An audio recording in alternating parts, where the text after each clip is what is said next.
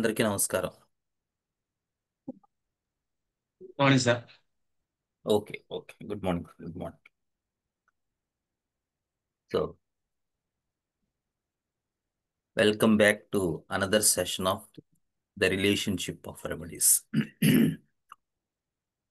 So మనం ప్రస్తుతం ఒక ఫ్యూ సెషన్స్ నుంచి క్యాలీస్ లో ఉన్నాం. సో క్యాలీస్ జనరల్ ఐడియా, ఒక బేసిక్ థీమ్ ఈ 3-4 సెషన్స్ నుంచి అటెండ్ అయిన వాళ్ళందరికీ ఐ థింక్ వచ్చిందని అనుకుంటున్నాను నేను. సో క్యాలీ అనగానే ఫస్ట్ ఏం గుర్తుకు రావాలండి మనకి?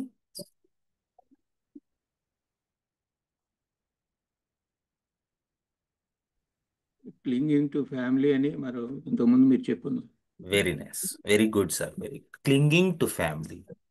ఈ ఫ్యామిలీ ఐడియా అనేదే క్యాలీ ఏ సాల్ట్ కైనా కూడా ప్రాణం లాంటిది. Even causticum, which is a component of Kali, దానికి కూడా ఒక రకంగా ఈ ఫ్యామిలీ ఐడియా. సో క్యాలీలో ఈ ఫ్యామిలీ ఐడియా చాలా బలంగా ఉంటుంది. అయితే ఈ సాల్ట్స్ అంటే మనం బైక్రోమికం చదువుకున్నాం, కార్బ్ చదువుకున్నాం, ఇంకా కొన్ని ఉన్నాయి. అయోడ్ ఉంది, ఫాస్ ఉంది, మూర్ ఉంది, సల్ఫర్ ఉంది ప్రామినెంట్ గా, ఇంకా కొన్ని ఉన్నాయి, క్యాలిక్లోర్ కూడా ఉంది. బట్ కొంచెం లెస్సర్ నోన్ రెమెడీస్. సో ఉన్న వాటిల్లో అయోడు, మూరు, ఫాస్, సల్ఫ్ తీసుకుంటే ఈ యానయాన్ ఏదైతే ఉంటుందో అది ఈ క్యాలీని చాలా బలంగా ప్రభావితం చేస్తుంది. మామూలుగా ఏమవుతుందంటే క్యాటయాన్ చాలా బలంగా ఉంటుంది కొన్ని కేసెస్. ఉదాహరణకి నాట్రమూర్ తీసుకున్నాం అనుకో, నాట్రమ్ ఐడియా చాలా ప్రామినెంట్ గా ఉంటాం. కానీ క్యారీలోకి వచ్చేసరికి ఏమవుతుందంటే క్యాటయాను యానయాన్లో యానయాను ఆ క్యాటయాన్ని ప్రభావితం చేస్తుంటుంది. సో పాజిటివ్లీ చార్జ్డ్ అయాన్ని నెగిటివ్లీ చార్జ్డ్ అయాన్ చాలా వరకు ప్రభావితం చేస్తుంటుంది. సో కార్బు, మూరు, ఫాస్, సల్ఫ్ వచ్చేసరికి మీకు ఈ యానయాన్స్ ఆ క్యాటయాన్స్ ని ప్రభావితం చేస్తాయి. ఎంత ప్రభావితం చేస్తాయి అన్నదానికి ఉదాహరణ క్యాలీ కార్బ్ మొడాలిటీ ఏంటండి? అతను మనం చెప్పుకున్నాం కదా, క్యాలీ కార్బ్ ఏ పేషెంట్ మొడాలిటీ పరంగా? Chilli patient. చిల్లీ పేషెంట్ కదా, అవునా? అంత చిల్లీ పేషెంట్ని చూసి ఏం చెప్పుకున్నాం మనం క్యాలీ కార్బ్లో? వాడు ఒక చోట రూమ్ లో కూర్చుంటే ఎక్కడో దూరంగా విండో తెరిచుంటే కూడా వాడికి పడదో, వాడు కిటికీలకు మూసేయండి, కిటికీలు మూసేయండి అంటూ ఉంటాడని చెప్పుకున్నాం, అవునండి? అవును డాక్టర్ గారు. కానీ క్యాలీ అయోడ్కి వచ్చేసరికి ఆ అయోడ్ తాలూకు ప్రామినెంట్ ఆ craving for open air, craving for external environment, craving for that cold weather ఏదైతే మనం అయోడియంలో చెప్పుకున్నాం. అయోడియంలో ఏం చెప్పుకున్నాం మనం? యోడియం పిల్లాడు నీటిలో ఎక్కువ ఆడుకుంటాడు. అవును. హార్ట్ మొడాలిటీ పరంగా హార్ట్ పేషెంట్. చాలా హార్ట్ పేషెంట్ అయోడియంలో. వాడు ఎంత హార్ట్ పేషెంట్ అంటే వాడు ఎప్పుడు గాలి కావాలి, చల్లదనం కావాలి, బయట తిరుగుతూ ఉంటాడు వాడు. ఆ అయోడియం తాలూకు మొడాలిటీ క్యాలీ అయోడియోలో కూడా ప్రవేశించి, అంటే మీరు చూడండి, క్యాలీ కార్బ్ ఏమో చిల్లీ పేషెంట్, క్యాలీ అయోడ్ ఏమో విపరీతమైన హార్ట్ పేషెంట్. అంటే ఇంక మరి క్యాలీకి ఏముంది? ఆ క్యాటయాన్ రోల్ ఏం లేదు, ఆ యానయాన్ ఏం చెప్తే అది వింటోంది. మళ్ళీ మీరు క్యాలీ సల్ఫ్లోకి వెళ్ళినా ఇదే వస్తుంది, సల్ఫర్ తాలూకు మొడాలిటీ వస్తుంది. కేటయాన్ తాలూకు రోలు మొడాలిటీ పరంగా అంటే అందులో ఈ సాల్ట్స్ లో ఈ కేటయాన్ రోల్ చాలా వీక్ గా ఉంటుంది. వీక్ మీన్స్ ఏ పాయింట్ అంటే మొడాలిటీస్ అటువంటి విషయం. కానీ దాని జనరల్ థీమ్ అయిన ఫ్యామిలీ మాత్రం పోదు. సో క్యాలీ కార్బ్ లో ఎలా అయితే వాడికి ఫ్యామిలీయే సమస్తము, క్యాలీ అయోడ్లో కూడా ఫ్యామిలీయే సమస్తం. కాకపోతే ఏదైతే ఫ్యామిలీ కోసం వాడు కష్టపడుతూ ఉంటాడో, ఫ్యామిలీయే సర్వస్వం అనుకుంటూ ఉంటాడో క్యాలీ అయోడ్లో, ఆ ఫ్యామిలీయేతోనే నేను బిట్రే ఎందుకంటే అయోడియము హాలోజన్ కదా. కాలం రైట్ సైడ్ 18th కాలంలో ఉండేటువంటి 19 కాలం ఉండేటువంటి హాలోజన్ పార్ట్ అంతా కూడా మీకు ఈ పర్టిక్యులర్ థీమ్లో కనబడుతుంటుంది. ఆ నెగిటివ్ మైండెడ్నెస్ అదంతా కూడా అయోడియం తీసుకొస్తుంది క్యాలీ అయోడ్లోకి. సో ఏ ఫ్యామిలీ కోప్డప్ స్టేట్లో, సక్సెస్ఫుల్ స్టేట్లో ఏ ఫ్యామిలీ కోసం అయితే ఎంత కష్టపడుతూ ఉంటాడో, ఏ ఫ్యామిలీ కోసం అయితే అన్నీ చేస్తూ ఉంటాడో, ఆ ఫ్యామిలీ ద్వారానే నేను బిట్రే కాబడతాను.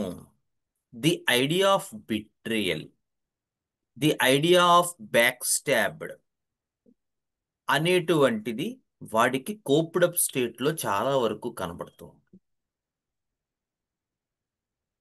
ఇదే ఫెయిల్యూర్ స్టేట్లోకి వెళ్ళేసరికి దాని తాలూకు ప్రామినెన్సీ మరింత పెరిగి వాడు వాడికి ఆ రెండు పరస్పరతల మధ్య చిక్కుకుంటాడు. ఫ్యామిలీ కోసమే అన్నీ చేస్తుంటాడు, కానీ ఫ్యామిలీ మనకి ఏమీ ఇవ్వట్లేదు, ఫ్యామిలీ మనల్ని బ్యాక్ స్టాప్ చేస్తోంది, ఫ్యామిలీ మనల్ని గుర్తించట్లేదు అని చెప్పి వాళ్ళతోనే దెబ్బలాడుతుంటాడు.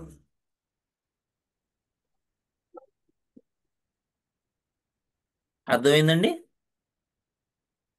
ఈ పాయింట్ మనం క్యాలీ అయోడ్లో పట్టుకోవాలి. పట్టుకుంటేనే మనం మెంటల్ స్టేట్ ఆఫ్ క్యాలీ అయోడ్ని పట్టుకోబడు, లేకపోతే జారిపోతాం మనం. ఓకేనా? Okay doctor. నెక్స్ట్ సెటప్లోకి మనం వెళ్తే ఈ క్యాలీ అయోడ్ తాలూకు బేసిక్ థీమ్ ఏంటిది? It is a deep acting antisyphilitic remedy. చాలా డీప్ అంటే యాంటీసోరిక్ రెమెడీ కూడాను, but mainly it is a deep acting antisyphilitic remedy. Kali అయోడ్లో ఉండేటువంటి చాలా లక్షణాలు మనకి మెర్క్సాల్ తోటి, అసాఫైటేడా తోటి, క్యాలిబైక్రోమికం తోటి,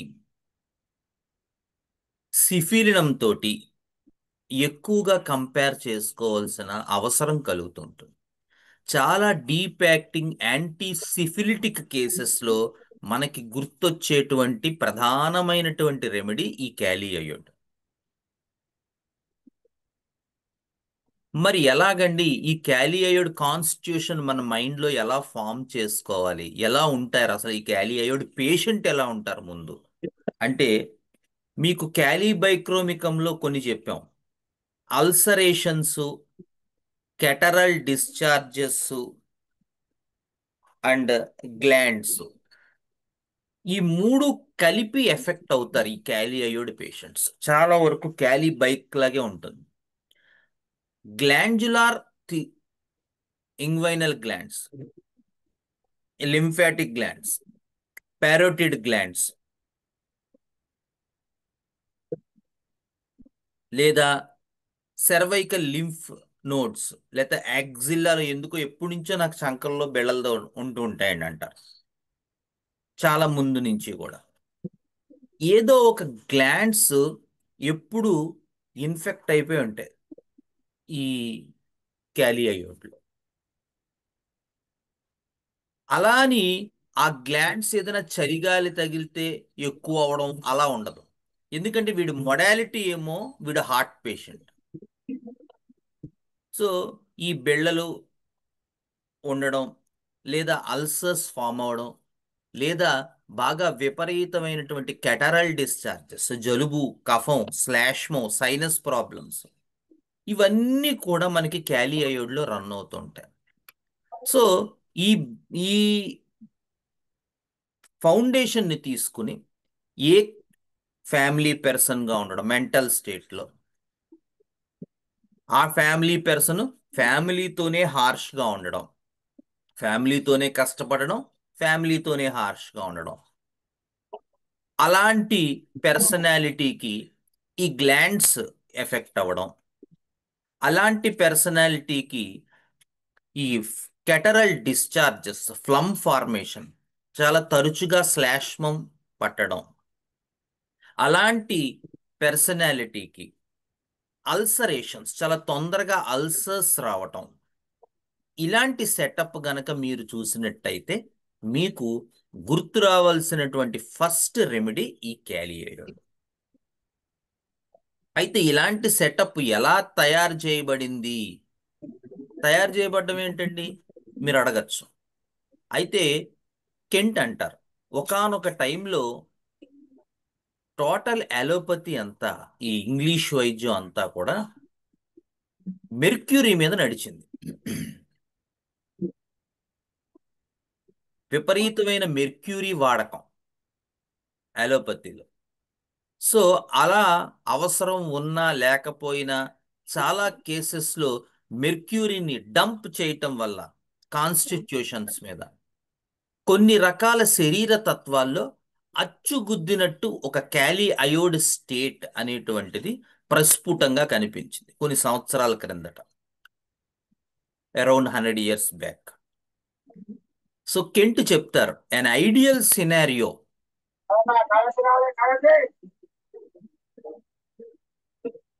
సో an ideal scenario యాక్చువల్గా ఏర్పడింది ఆనాటి కేసెస్లో. ఎందుకు అంటే total dumping of mercury upon the constitutions. So ఇవాల్టికి కూడా మీరు ఏదైనా అతిగా ఇంగ్లీషు వైద్యం వాడిన వాళ్ళల్లో కానీ, లేదుగా అతిగా ఆయుర్వేదంలో రసము అనేటువంటిది, మీరు ఎక్కడైనా మేము ఆయుర్వేదం వాడేమండి అంటే వాటిల్లో రసప్రధానమైనటువంటి, ఆ రసం అంటే ఏం లేదు, పాదరసం, మెర్క్యూరీ. ఈ రసప్రధానమైనటువంటిది అతిగా వాడడం అంటే ఆయుర్వేదం అనేటువంటిది ఒక డబుల్ ఎడ్జ్డ్ సోడ్ లాంటిది. సో కరెక్ట్గా వాడితే అది ఎంత మంచి ఫలితాలను ఇస్తుందో, రాంగ్గా హ్యాండిల్ చేస్తే అంత తినేస్తుంది. సో రసప్రధానం అంటే ఆయుర్వేదం మందులు వాడి మన దగ్గరికి వచ్చిన కేసెస్లో ఈ రసప్రధానమైనటువంటి దాన్ని గనక మీరు స్టడీ చేస్తే వాళ్ళల్లో మనకి ఈ క్యాలీ అయోడ్ కనపడదు. అక్కడ కూడా ఈ క్యాలీ అయోడ్ స్టేట్ అనేటువంటిది ఏర్పడుతుంది పైన. మీరు జాగ్రత్తగా గనక గమనించినట్టయితే ఇది మీరు గమనించవచ్చు. సో ఈ రెండు కాన్స్టిట్యూషన్స్ ఎందుకు చెప్పానంటే మనకి బ్యాక్గ్రౌండ్లో ఈ క్యాలీ అయోడ్ అనేటువంటిది ఏర్పడాలి. కాన్స్టిట్యూషన్ అంటే ఎక్కడో అక్కడ మనకి ఈ మెర్క్యూరీ పాయిజనింగ్ అనేది జరిగి ఉండాలి. అది ఇవాల్టికి కూడా జరుగుతోంది, కానీ ఒకానొక టైంలో అది విపరీతంగా జరిగేది అలోపతిలో. సో మోర్ క్యాలీ అయోడ్ స్టేట్స్ అనేటువంటివి మనకి పూర్వం కనిపించేవి. ఇప్పుడు అంత కనిపించకపోయినప్పటికీ ఖచ్చితంగా క్యాలీ అయోడ్ స్టేట్స్ చాలా వరకు కనిపిస్తున్నాయి. అలా కనిపించినప్పుడు వాటిల్లో మనం, ఎవరో మైక్ ఆన్ చేసుకున్నారు, కొంచెం ఆఫ్ చేసుకుంటే. డాక్టర్ గారు అనేవారు ఎవరో మైక్ ఆన్ చేసి ఉంచారండి డాక్టర్. అవునా, మనం కట్టచ్చు అది. ఇప్పుడు మ్యూట్ చేశారండి డాక్టర్ గారు. Right okay sir. వెళ్ళే మనకి ఫ్లో పోతుంది అందుకని వెళ్ళే. సో కమింగ్ బ్యాక్, ఇప్పుడు ఈ రసప్రధానమైనటువంటి క్యాలీ అయోడ్ రసాలు గనక ఎక్కువగా వాడి పాయిజనింగ్ అయినటువంటి కాన్స్టిట్యూషన్స్ మనం గనక తీసుకుంటే వాటిల్లో ప్రధానంగా ఈ గ్లాండ్స్ ఎఫెక్ట్ అవుతాయి. వాటిల్లో ప్రధానంగా ఈ కెటరల్ ఇష్యూస్, విపరీతమైన కఫం, శ్లేష్మం తయారవటం, ఎప్పుడు గొంతులోంచి కఫం తీస్తూ ఉంటారు, లేదా ముక్కులోంచి చీవిడిలా వస్తూ ఉంటుంది. చూస్తే ఏదో ఒక పార్ట్ ఐదర్ గజ్జల్లో కానీ, ఎగ్జిల్లా కానీ, గజ్జల్లో ఇంగ్వైనల్ రీజన్ కానీ, లేదా సెర్వైకల్ లింఫెడినోపతి, సెర్వైకల్లో కానీ గ్లాండ్స్ అన్నీ ఇన్ఫెక్ట్ అయి ఉంటాయి, ఎప్పుడు కొంచెం ఇన్ఫ్లేమ్ అయి ఉంటాయి, ఎప్పుడు బిళ్ళలు ఉన్నాయి అంటూ ఉంటారు ఈ కాన్స్టిట్యూషన్స్. తర్వాత వాటితో పాటు అల్సరేషన్స్, చాలా తొందరగా ఎక్కడైనా అల్సర్ రావడం అనేటువంటి, చిన్న దెబ్బ తగిలింది అనుకోండి అది కాస్త అల్సర్ అయిపోతుంటుంది. చిన్నది ఇష్యూ వచ్చింది అనుకోండి చాలా పెద్ద అల్సర్ అయిపోతుంటుంది. దాంతోపాటు కాస్త అఫెన్సివ్ డిశ్చార్జెస్ కూడా ఉంటాయి. చెప్పానుగా చాలా వరకు క్యాలీ బైక్స్ స్టేట్ని పోలి ఉంటుంది. కానీ వీటన్నిటిలోకి కూడా క్యాలీ అయోడ్ని చాలా తేలికగా గుర్తుపట్టగలిగేటువంటి మొడాలిటీ ఏంటి అంటే, మామూలుగా ఇటువంటి వాటిల్లో ఏ రకమైన సిఫిలిటిక్ కాన్స్టిట్యూషన్ ఉన్నా వీళ్ళకి చలి భరించలేరు. వాడు ఫ్యాన్ ఎక్కడైనా ఉందనుకోండి దానికి దూరంగా కూర్చుంటాడు, వద్దులేండి నాకు ఫ్యాన్ వద్దంటాడు. ఏమయ్యా ఎక్కడ కూర్చున్నావు అంటే అబ్బాబ్బా చలిగా ఉందంటే ఫ్యాన్ ఉంది అంటాడు, సిఫిలిటిక్ స్టేట్స్లో. కానీ క్యాలీ అయోడ్లో విచిత్రంగా వాడికి విపరీతమైనటువంటి cold open air craving.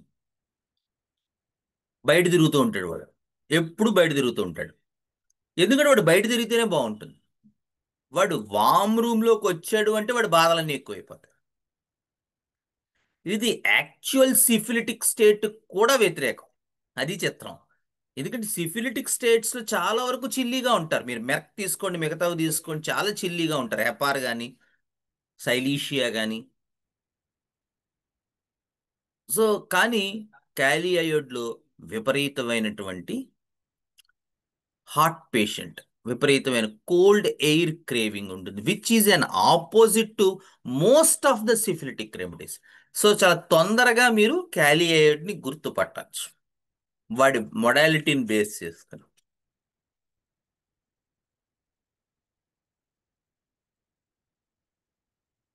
Next, so ఇలా ఎక్కువగా మెర్క్యూరీతో పాయిజనింగ్ అయిన కేసెస్, సో మెర్క్యూరీతో పాయిజనింగ్ అయిన కేసెస్ ఐదర్ ఇన్ ఎలోపతి కానీ, త్రూ ఎలోపతి కానీ, త్రూ ఆయుర్వేదం కానీ, త్రూ హోమియోపతి కానీ. ఇదేంటంటే హోమియోపతిలో కూడా మెర్క్యూరీ పాయిజనింగ్ ఉంటుందా అని చాలా మంది ఆశ్చర్యపడచ్చు. తెలుసో తెలియకో మనం ఒక్కొక్కసారి చాలా పెద్ద మిస్టేక్స్ చేస్తూ ఉంటాం. ముఖ్యంగా మదర్ టించరు 6 పొటెన్సీస్లో ఎక్కువగా మనం అవసరం ఉండడం వేరు, అవసరం లేకపోయినా కూడా కొన్ని రెమెడీస్ని ఏదో మనం ప్రేమతో ఇచ్చినట్టుగా అవసరం లేకపోయినా ఇచ్చేస్తూ ఉంటాం. లేదా 30 పొటెన్సీ లేదు కానీ 200 పొటెన్సీ కానీ విపరీతంగా రిపీట్ చేసేస్తూ ఉంటాం. ఎందుకు అట్లా జరుగుతుంది? ఎందుకు ఎందుకంటే ప్రాపర్ ఫిలాసాఫికల్ నాలెడ్జ్ లేకపోవడం వల్ల ఒక్కొక్కసారి అట్లాంటి మిస్టేక్స్ చేస్తాం. ఒక రెమెడీని మనం దాని పరిపూర్ణమైనటువంటి ఆ దాని తాలూకు పీరియడ్ ఆఫ్ టైం ఇవాల్యుయేట్ చేయకుండా మనం పొటెన్సీ రిపీట్ చేయడం కానీ మెడిసిన్ రిపీట్ చేయడం కానీ చేయకూడదు. ఇదే ఆర్టిస్టిక్ హోమియోపతికి నాన్ ఆర్టిస్టిక్ హోమియోపతికి తేడా. అవసరం ఉన్నప్పుడు రిపీట్ చేయకపోతే పేషెంట్ ఎంత నష్టపోతారో, అవసరం లేనప్పుడు రిపీట్ చేస్తే కూడా పేషెంట్ మీద అంత పాయిజనింగ్ జరుగుతుంది. చాలా మంది తెలియక ఏం చేస్తారంటే పాపం ప్రతి ఒక గంటకి మందు మార్చేయడం లేదా పూటకి మందు మార్చేయడం చేస్తూ ఉంటారు. అలా గనక మెర్క్యూరీ అనే మందు, మెర్క్సాల్ అనే మందు గనక మనం ఆ రకంగా కొంచెం తేడాగా గనక మనం మొదలుపెట్టినట్టయితే ఇవ్వడం, అప్పుడు డెఫినెట్గా మనం మెర్క్యూరీ తాలూకు స్టేట్ చూడొచ్చు బాడీ మీద. సో హోమియోపతికల్గా కూడా మనం ఈ మెర్క్యూరీ స్టేట్ని, అలోపతిలో మెర్క్యూరీ స్టేటు, హోమియోపతిలో మెర్క్యూరీ స్టేటు, ఆయుర్వేదంలో మెర్క్యూరీ స్టేట్ మనం రప్పించవచ్చు. మరి ఎలా గుర్తుపడతామండి ఈ క్యాలీ అయోడ్ స్టేటు మెర్క్యూరీ పాయిజనింగ్ జరిగిన తర్వాత? అంటే మనకి పెద్దవాళ్ళు ఒక చీఫ్ సినారియో ఇచ్చారు. అంటే ఈ వీళ్ళకి మెర్క్యూరీ పాయిజనింగ్ జరిగింది అని మనం గుర్తుపెట్టడానికి. అందులో ప్రధానంగా వాళ్ళ ఆ పాదరసం తాలూకు ఎఫెక్ట్ పడిందని ఎలా గుర్తుపట్టచ్చు అంటే తీవ్రమైనటువంటి కాన్స్టిపేషన్ డెవలప్ అవుతుంది వాళ్ళల్లో. టూ మచ్ మెర్క్యూరీ ఇవ్వడం either in a raw state with respective to allopathy and Ayurveda or with a dynamised state in lower potencies through a falsely applied homeopath. ఎందుకంటే హోమియోపతిలో కూడా రకరకాలుగా చేయొచ్చు. నాకు తెలిసిన ఒక హోమియోపతి డాక్టర్ గారు ఉన్నారు. ఈయన రోజుకో మంది ఇస్తూ ఉంటాడు. ఎవ్రీడే పేషెంట్ని రప్పిస్తూ ఉంటాడు ఆయన దగ్గరికి. వాళ్ళకి ఎప్పటికీ మన ఫిలాసఫీ గురించి ఏమీ చెప్పడు ఆయన. చెప్పకపోగా వాళ్ళకి ఏం చెప్తాడంటే పేషెంట్ని ఎంటర్టైన్ చేయడం కోసం రోజు రమ్మంటాడు. ఈ పేషెంట్లేమో ఆహా ఓహో అని పొగుడుతారు ఆయన్ని. ఏమిటయ్యా నువ్వు చేసావంటే ఎన్ని రోజులైనా కానీ వాడి కేసు అక్కడే ఉంటుంది. ఎందుకంటే the basic theme that you should see a patient అనేటువంటి కాన్సెప్ట్నే అతను వదిలేస్తున్నాడు. మరి ఏం చేస్తూ ఉంటారు? They want to treat the symptoms. అంటే ఏ లక్షణాలు వస్తే ఆ లక్షణాలకు మందు ఇచ్చేయటమే, అంతేగాని మనం పేషెంట్కి మందు ఇస్తున్నాం అనే బేసిక్ కాన్సెప్టే ఎగిరిపోయింది. సో మొత్తం మెటీరియా మెడికాలో ఉన్న మందులన్నీ ఆ పేషెంట్ కేస్ షీట్లోనే ఉంటాయి. ఎన్నేళ్ళైనా తగ్గదు. ఏం తగ్గిందంటే ఏమి తగ్గలేదంటాడు. కానీ డాక్టర్ గారు గొప్ప డాక్టర్ గారు. సిమ్టమ్స్కి వైద్యం చేయటం అనేటువంటి ఆ జబ్బు ముందు మన బుర్రలోంచి పోవాలి. We should treat the patient instead of symptoms. అలా కాకుండా ఆ సిమ్టమ్ టోటాలిటీకి వైద్యం చేస్తే కెంట్ చెప్తారు పాపం, కెంట్ ఫిలాసఫీలో every attempt to palliate the case makes the disease incurable అంటారు పాపం. ఎన్ని చూశారో మహానుభావుడు. అందుకని విపరీతమైన హోమియోపతి వైద్యం కరెక్ట్ వైద్యం చేసినప్పుడు ఎంత మంచి సత్ఫలితాలను ఇస్తాయో, మనం కనుక ఫాల్స్గా అడ్మినిస్టర్ చేస్తే అంతే దుష్ఫలితాలు ఇస్తాయి హోమియోపతి. అందుకని సెలెక్ట్ చేసుకునేటప్పుడే బాగా ప్రామినెంట్గా సెలెక్ట్ చేసుకోండి రెమెడీ. అప్పుడు మాత్రమే రిజల్ట్స్ మనకి పక్కాగా ఉంటాయి. లేదా మీరు వేసిన రెమెడీ వల్ల ఒక్కొక్కసారి మీరు రిపీట్ చేసిన పద్ధతి వల్ల పాపం పేషెంట్ ఇన్క్యూరబిలిటీలోకి వెళ్ళిపోతాడు. అందుకని కొన్ని సంవత్సరాల తర్వాత ఏమయ్యా నీ ఆయాసం ఎలా ఉందంటే అలాగే ఉందండి అంటాడు. దానికి ఏం క్యూర్ ఉండదు. ఏమయ్యా నీ మోకాళ్ళ నొప్పులు ఎలా ఉంటే అలాగే ఉందంటాడు. ఏమయ్యా నీ సైనస్ ప్రాబ్లం ఎలా ఉందంటే అలాగే ఉందంటాడు. మరి చాలా రోజుల నుంచి మనం కాన్స్టిట్యూషనల్ ట్రీట్మెంట్ చేస్తున్నాం అని చెప్పుకుంటాం కదా, కానీ ఆ కాన్స్టిట్యూషనల్ ట్రీట్మెంట్ నిజానికి మనం పేషెంట్కి చెయ్యలేదు. మనం కేవలం సిమ్టమ్స్ రిలీఫ్ చేయడం మీదే మనం మందులు ఇస్తున్నాం అనమాట. పేషెంట్ అనేటువంటిది చేజారిపోయాడని అర్థం. ఈ రకమైన తప్పిదాలు మనం చేయకూడదు. చేసినట్టయితే మిగతా మందులతో చేస్తే అంత ప్రమాదం ఉండదు, కానీ మెర్క్యూరీతో చేస్తే మాత్రం మెర్క్యూరీ పాయిజనింగ్ జరిగి తీరుతుంది. అది ఈవెన్ త్రూ హోమియోపతి అయినా. అడ్డదిడ్డంగా మెర్క్సాల్ 30 డైలీ లేకపోతే మెర్క్సాల్ 200 వీక్లీ అలా ఇచ్చేసినట్టయితే కొన్ని సంవత్సరాల తర్వాత, కొన్ని నెలల తర్వాత మెర్క్యూరీ పాయిజనింగ్ జరిగిపోతుంది. చాలా డేంజరస్. అందుకని హోమియోపతిలోనైనా మెర్క్యూరీ పాయిజనింగ్ జరగచ్చు, ఆయుర్వేదంలోనైనా జరగచ్చు, అలాగే అలోపతిలోనైనా జరగచ్చు. దానివల్ల వచ్చేటువంటి ప్రధానమైనటువంటి సిమ్టమెటాలజీలో ఫస్ట్ విపరీతమైన కాన్స్టిపేషన్ డెవలప్ అవుతుంది. నెక్స్ట్ జాయింట్ పెయిన్స్, కీళ్ల నొప్పులు విపరీతంగా ఉంటాయి, ముఖ్యంగా మోకాళ్ళు. ఈ క్యాలీ అయోడికి ఈ కింద భాగంలో ఎక్కువగా పెయిన్స్ కనబడుతుంటాయి. అంటే హిప్ రీజన్స్, నీ రీజన్స్, యాంకిల్ రీజన్స్, వీటిల్లో క్యాలీ అయోడ్కి ఎక్కువ ప్రామినెన్సీ ఉంటుంది జాయింట్ పెయిన్స్లో కూడా, లోయర్ ఎక్స్ట్రీమిటీస్లో. సో కాన్స్టిపేషన్ ఉంటుంది, జాయింట్ పెయిన్స్ ఉంటాయి, విపరీతమైన ఇండైజెషన్ ఉంటుంది. ఏం తిన్నా పడట్లేదండి, గ్యాస్ అండి అంటారు.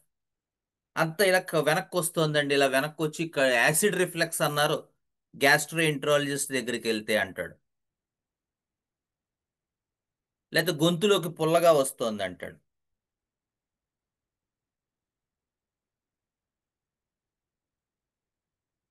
వాటితో పాటు దీంతో పాటు బాగా విపరీతమైన జలుబు చేయటం, ఏ మాత్రం చలిగాలి తగిలినా జలుబు చేస్తుంది, గొంతు నొప్పి వస్తుంది, బెళ్ళలు వాస్తాయి, ముక్కులో చీవిడ్లా వచ్చేస్తుంది.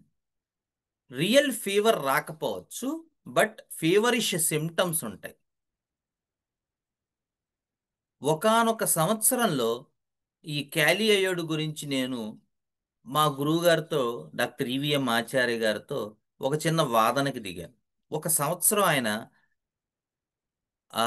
ఈ క్యాలీ అయోడ్ని ఆల్మోస్ట్ జీనస్ ఎపిడమికస్గా డిక్లేర్ చేశారు. అంటే ప్రతి కేసు క్యాలీ అయోడే వేసేవారు. ఆయనకి బాగా అంటే ఫీవర్ రావడం, జలుబు చేయటం, దగ్గు రావటం, స్లాష్మన్ రావడం విపరీతం అనమాట. ఒక సంక్రాంతి సీజన్, ముఖ్యంగా ఈ వింటర్లో. అయితే ఆ మిగతా సిమ్టమ్స్ అన్ని ప్రామినెంట్గా ఉన్నాయి. నాకు అర్థం కానిది ఏంటంటే క్యాలీ అయోడ్లో ఫీవరిష్ సిమ్టమ్స్ లేవు. అంటే చదువుకునే రోజుల్లో ఫీవరిష్ సిమ్టమ్స్ ఎక్కడా చెప్పలేదండి కెంట్ గారు, మీరేమో ఫీవర్లో ఇస్తున్నారు అని అడిగాను ఆయన్ని. ఏమిటండి అది, దాని వెనకాల ఉన్న రీజన్ ఏంటండి అంటే ఆయన అన్నారు, ఒక ముఖ్యమైన లక్షణం ఒకటి నువ్వు గుర్తుపెట్టుకోవాలి అన్నారు. చెప్పండి మాస్టర్ అన్నా. ఏమి లేదయా, ఫీవరిష్ సిమ్టమ్స్, ఫీవర్ సిమ్టమ్స్ మధ్య ఉండేటువంటి ఆ లైన్ ఏంటి? మిగతా సిమ్టమెటాలజీ అంతా ఉండి ఇప్పుడున్న దాంట్లో వాడు చలి లేదు అని చెప్తున్నాడు. నువ్వు గమనిస్తే చాలా కేసుల్లో మనకి చలి ఉండటం లేదు. మిగతా గొంతు నొప్పి, జలుబు, దగ్గు, స్లాష్మో ఉండి ఫీవర్ ఉంటుంది, కానీ చలి ఉండట్లేదు. సో ఆ ఒక్క మొడాలిటీని మనకి క్యాలీ అయోడ్ ఇండికేట్ అవుతుంది. ఫీవర్ ఉండొచ్చు కాక, లేకపోవచ్చు కాక. అఫ్ కోర్స్ నువ్వు చెప్పినట్టు కెంట్ ఇచ్చి ఉండకపోవచ్చు, బట్ స్టిల్ మిగతా సిమ్టమెటాలజీ అంతా కవర్ అవుతోంది కాబట్టి నేను క్యాలీ అయోడ్ ఇవ్వడం స్టార్ట్ చేశాను. And it had very good results. So feverishness ఉండటం, అకేషనల్గా ఫీవర్ ఉండటం అనేది కెంట్ ఇవ్వలేదు, కానీ ఫీవర్ని కూడా మనం ఇంక్లూడ్ చేసుకోవచ్చు అని గురువు గారు చెప్పారు కాబట్టి మనం ఫీవర్ కూడా ఇంక్లూడ్ చేసుకోవచ్చు.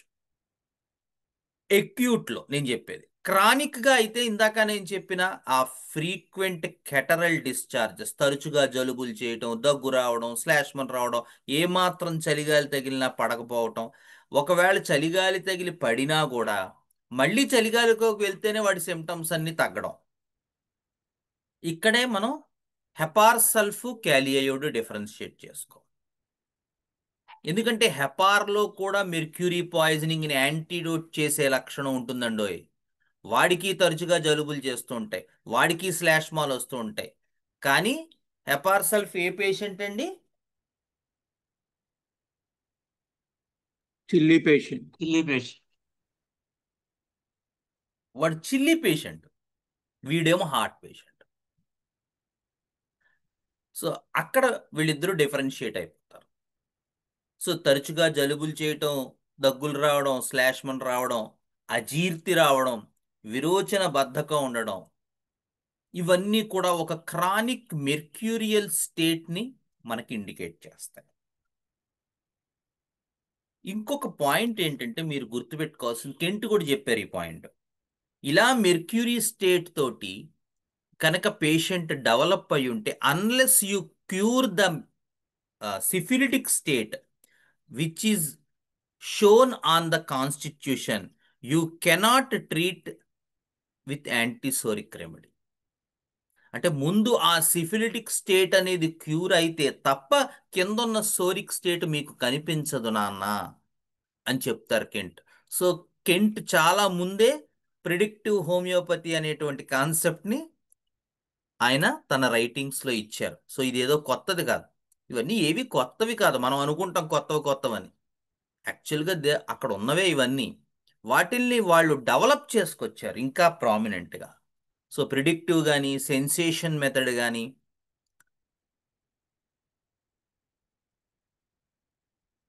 ఇటువంటి కొత్త కొత్తవి ఏవైతే ఉన్నాయో, ఇంకోటి ఏదో ఉంది మర్చిపోయాను.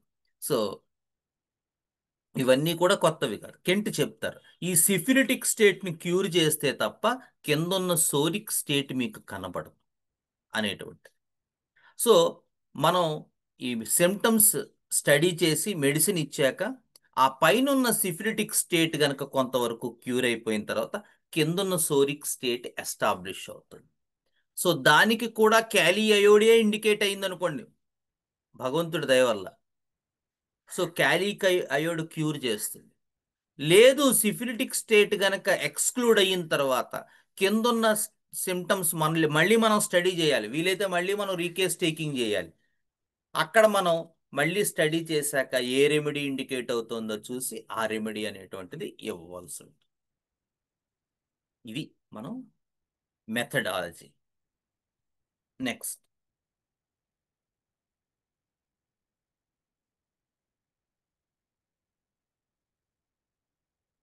ఇక్కడ మనకి కెంట్ కూడా ఒక మంచి మాట వేశారు, మర్చిపోయాను.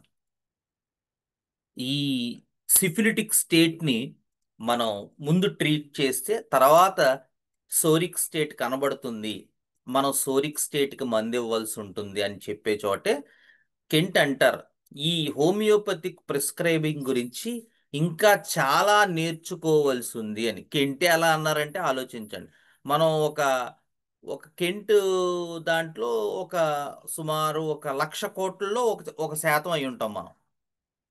సో అంత మహానుభావుడే ఇంకా నేర్చుకోవాల్సింది ఉంది అని అన్నారంటే ఆలోచించండి. సో ఎక్కడా కూడా దీనికి స్టాపేజ్ లేదు. సో పలానాది మనం ఇంతవరకు నేర్చుకున్నాం చాలు అని పెద్ద పెద్ద వాళ్ళే చెప్పలేదు. What ever comes in to our way, you can learn it. అది ఇన్క్లైనింగ్ టు ద హ్యానిమన్ ప్రిన్సిపుల్సా కాదా, అదొక్కటే మీరు చూసుకోగలిగితే డెఫినెట్గా you can learn anything and you can include in your knowledge part, and you can start treating the patients with your experience. Next, ఇందాక చెప్పుకున్నట్టే క్యాలీ అయోడ్ mind, మనం ఇందాక క్లియర్గా చెప్పుకున్నాం. క్యాలీ అయోడ్ మైండ్లో ఏమిటండి క్యాలీ అయోడ్ మైండ్? వీళ్ళు చాలా హార్ష్గా, క్రూయల్గా కనపడతారు, చాలా ఇరిటబుల్గా ఉంటారు, చాలా హార్ష్గా ఉంటారు, చాలా క్రూయల్గా ఉంటారు. మీరు చూసినట్టయితే ఈ క్యాలీ అయోడ్ పేషెంట్స్ ఎవరితో ఉంటారు? ఎవరితో ఉంటారు చెప్పండి? ఫ్యామిలీతో. Family members. ఫ్యామిలీ మెంబర్స్తో వీళ్ళు చాలా క్రూయల్గా ఉంటారు. అదే బయట ఏమయ్యా నువ్వు బీరకాయలు తెచ్చావు నిన్న, అవి ఇందులో సగం పాడైపోయాయి, బాలేవు, వెళ్ళి దెబ్బలాడు అంటే ఎందుకులే, పోన్లే వాడు బతకాలగా అంటాడు క్యాలీ అయోడ్ పేషెంట్. బయట క్యాలీ కార్బు, క్యాలీ అయోడు, క్యాలీ బైక్ పేషెంట్స్ వీళ్ళ ఇరిటబిలిటీ అంతా ఫ్యామిలీ మెంబర్స్ మీదే చూపిస్తుంటారు. బయట వాళ్ళతో వీళ్ళు ఏమీ దెబ్బలాడరు, చాలా నీట్గా కనబడతారు కూడా. బయట వాళ్ళతో చాలా సింపుల్ అనుకుంటాడు. లైకోపోడియం వాడు కూడా అంతే, వాడి డాగ్మెటిజము, వాడి డిక్టేటోరియల్ షిప్ అంతా ఇంట్లోనే నడుస్తూ ఉంటుంది. ఏమయ్యా బయట నువ్వు, నీకు నెల నెల ఇచ్చే శాలరీ 30,000, అందులో 5,000 ఏదో పని మీద నొక్కేసాడు మీ బాస్, వెళ్ళి అడుగంటే అడుగుతానులే అంట. అసలు మాట్లాడరు బయట వీళ్ళు. కానీ వీళ్ళ ఇంట్లో చాలా క్రూయల్గా, ముఖ్యంగా క్యాలీ అయోడ్లో, క్యాలీ కార్బ్లో quarrelling with bread and butter అనేది ఉన్నప్పటికీ అంత క్రూయాలిటీ ఉండదు, అంత హార్ష్నెస్ ఉండదు. క్యాలీ కార్బ్లో కొంచెం రిజిడిటీ ఉంటుంది, మొండిగా ఉంటారు. కానీ క్యాలీ అయోడ్లో చాలా క్రూయల్గా ఉంటారు. మీరు ఆశ్చర్యపోతారు, ఏమిటి ఇంత క్రూయల్గా ఉన్నాడని. వాడి నోటికి ఎంత వస్తే అంత మాట అంటాడు. అసలు పెద్దవారనేటువంటి వినయం ఉండదు, చూబర్కిరణం వాళ్ళలాగా. నేను ఒక క్యాలీ అయోడ్ కేసుకు ఇచ్చాను చాలా సంవత్సరాల క్రిందట. ఒక ఆయన నా దగ్గరకు వచ్చారు వాళ్ళ పిల్లవాడి గురించి. వాడు అప్పటికి 10th అనుకుంటా, 10th 8th గుర్తులేదు నాకు, 8th 10th ఆ పీరియడ్లో ఉన్నాడు. వస్తే ఆయన నాకేం చెప్పారంటే, మా వాడు ఈ మధ్య చాలా కోపంగా ఉంటున్నాడండి. ఎంత కోపం అంటే చేతిలో ఏముంటే అవి విసిరేస్తున్నాడు, నోటికి ఎంత వస్తే అంత మాట అంటున్నాడు. ఏంటో అర్థంగా, ఇదివరకు ఇలా ఉండేవాడు కాదు, ఇప్పుడు ఇలా ఉంటున్నాడు. చాలా భయం వేస్తుంది వీడు ఏమైపోతాడా అని అన్నారు ఆయన. నాకు బాగా గుర్తున్న కేసు చెప్తున్నాను. అయితే ఇవి చాలా మెడిసిన్స్లో ఉన్నాయి కదా, ఏం పెక్యూలియారిటీ చెప్తారా అని రెండు చెవులు రిక్కించి వింటున్నాను. అస్సలు ఇంట్లో ఉండడండి, ఎప్పుడు బయటికి వెళ్ళిపోతానంటాడు అన్నారు ఆయన. అమ్మ, ఏదో ఒకటి వచ్చింది పాయింట్ అనుకున్నాను. తర్వాత ఇంకా వింటున్నాను, నేనేం మాట్లాడలే, ఆయన చెప్పుకుంటూ వస్తున్నారు. అంటే ఆయన కొంత హోమియోపతి పరిచయం ఉంది. తర్వాత ఎప్పుడు ఫ్యాన్ ఉండాలండి అంటాడు. ఎప్పుడు ఎంత చలి వేసినా చలి అనే మాటే అండండి. ఎప్పుడు ఫ్యాన్ వేసుకోవాలనుకుంటాడు, ఎప్పుడు బయటికి వెళ్ళిపోవాలనుకుంటాడు, గాలిలో కూర్చుంటూ ఉంటాడు అన్నారు ఆయన. అమ్మ, దొరికిందిరా పాయింట్ అని చెప్పి అప్పుడు క్యాలియయోడ్ 200 వేసాను. నాకు బాగా గుర్తున్న కేసు, ఎందుకంటే తర్వాత ఆయన ఎప్పుడు నాకు పరిచయం అయినప్పుడు ఏమన్నా భలే మంది ఇచ్చారు సార్, చాలా సెట్ అయిపోయాడండి మా పిల్లోడు అన్నారు ఆయన. ఒకటే డోసు, మన దగ్గర ఆయన కేస్ షీట్ కూడా లేదు, సందర్భంలో అలా చెప్తే ట్రై చేసాం క్యాలియయోడ్ 200. తర్వాత ఆయన భలే మంది ఇచ్చారు సార్, చాలా సెట్ అయిపోయాడండి, ఆ వైలెన్స్ అంతా తగ్గిపోయింది ఆ ఒక్క డోస్తోనే. అసలు క్యాలియయోడ్ అంటే ఆయనకి చెప్పేశాను మందు కూడా, క్యాలియయోడ్ ఇలా వాడతారని తెలియదు అన్నాడు. నాకే తెలియదండి అన్నాను నేను. మీరు చెప్పిన సిమ్టమ్స్ని బట్టి ఇచ్చాను సార్, నాదేం లేదు అక్కడ. ఆ రకమైన సిమ్టమెటాలజీ అన్నీ కవర్ అవ్వాలి కదా, అంటే మనం యూజువల్గా నక్స్వామికా ఇస్తామండి అన్న. నక్స్వామికా సిమ్టమ్స్ ఉండాలి, కోపం ఉంటే నక్స్వామికా ఇస్తే ఎలాగా, మిగతావన్నీ కూడా కలవాలి కదా. అతనేమో నక్స్వామికా చాలా చిల్లీ పేషెంట్, ఇతనేమో మీరు హార్ట్ పేషెంట్ అని చెప్తున్నారు. అంటే అవునండి అవునండి, అదే నాకు అర్థమైన తర్వాత అన్నారు. అలా ఉంటుంది అనమాట క్యాలియయోడ్. ఇప్పటికీ గుర్తు ఆ కేసు నాకు. అంత హార్ష్నెస్ ఉంటుంది, అంత క్రూయాలిటీ ఉంటుంది, అంత కోపం ఉంటుంది, కానీ అంత ఇండీసెన్సీ ఉంటుంది. అంటే ఏ మాట పడితే ఆ మాట అంటారు వాళ్ళు, నోటికి ఇది ఉండదు. కానీ విత్ ఇన్ ఆ ఫేజ్ వెళ్ళిపోగానే వాళ్ళే బాధపడిపోతారు పాపం. అయ్యయ్యో మనం ఇలా మాట్లాడాం అని కోపం, ఆ కోపం అంతా వచ్చింది నాకు అని చెప్పి బాగా బాధపడతారు, ఏడుస్తారు పాపం. ఒక్కొక్కసారి చాలా విచారపడిపోతారు, ఏడుస్తారు.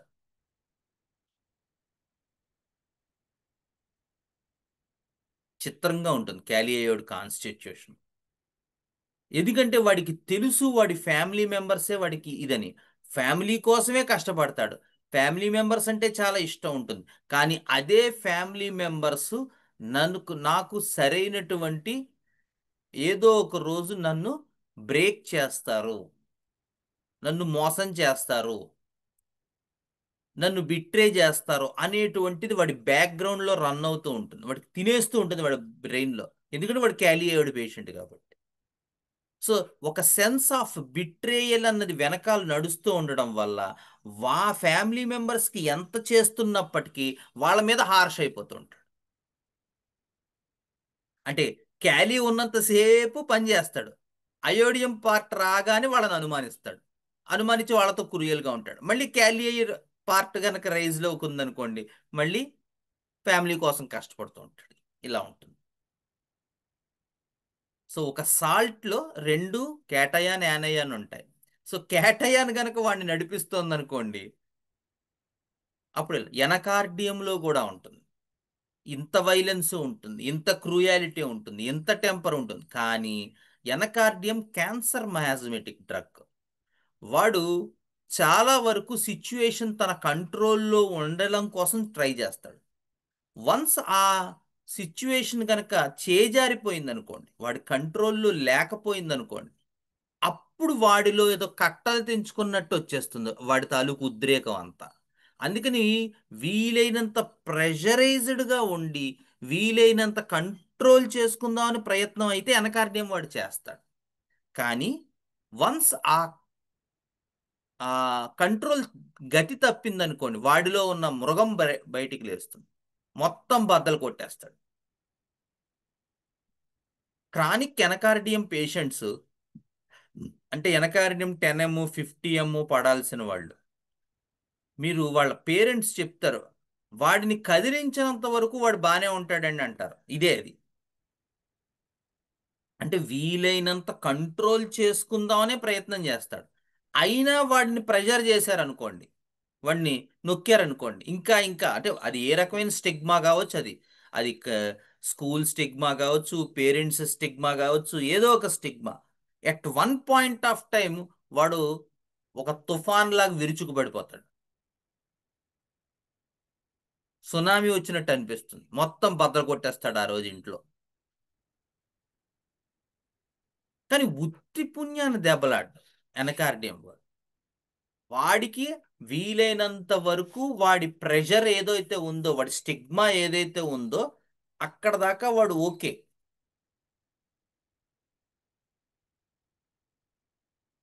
కానీ ఆ శాచురేషన్ పాయింట్ వచ్చేస్తే అప్పుడు వాడిలో ఉన్నటువంటి వాడు నిద్రలేస్తాడు. అలా ఉంటుందన్నమాట మనకి ఎనకార్డియం పాయింట్ ఆఫ్ వ్యూ.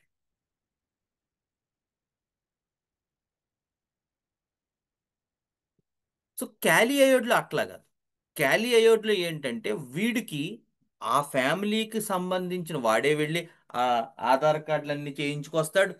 వాడే వెళ్ళి మొత్తం వాళ్ళ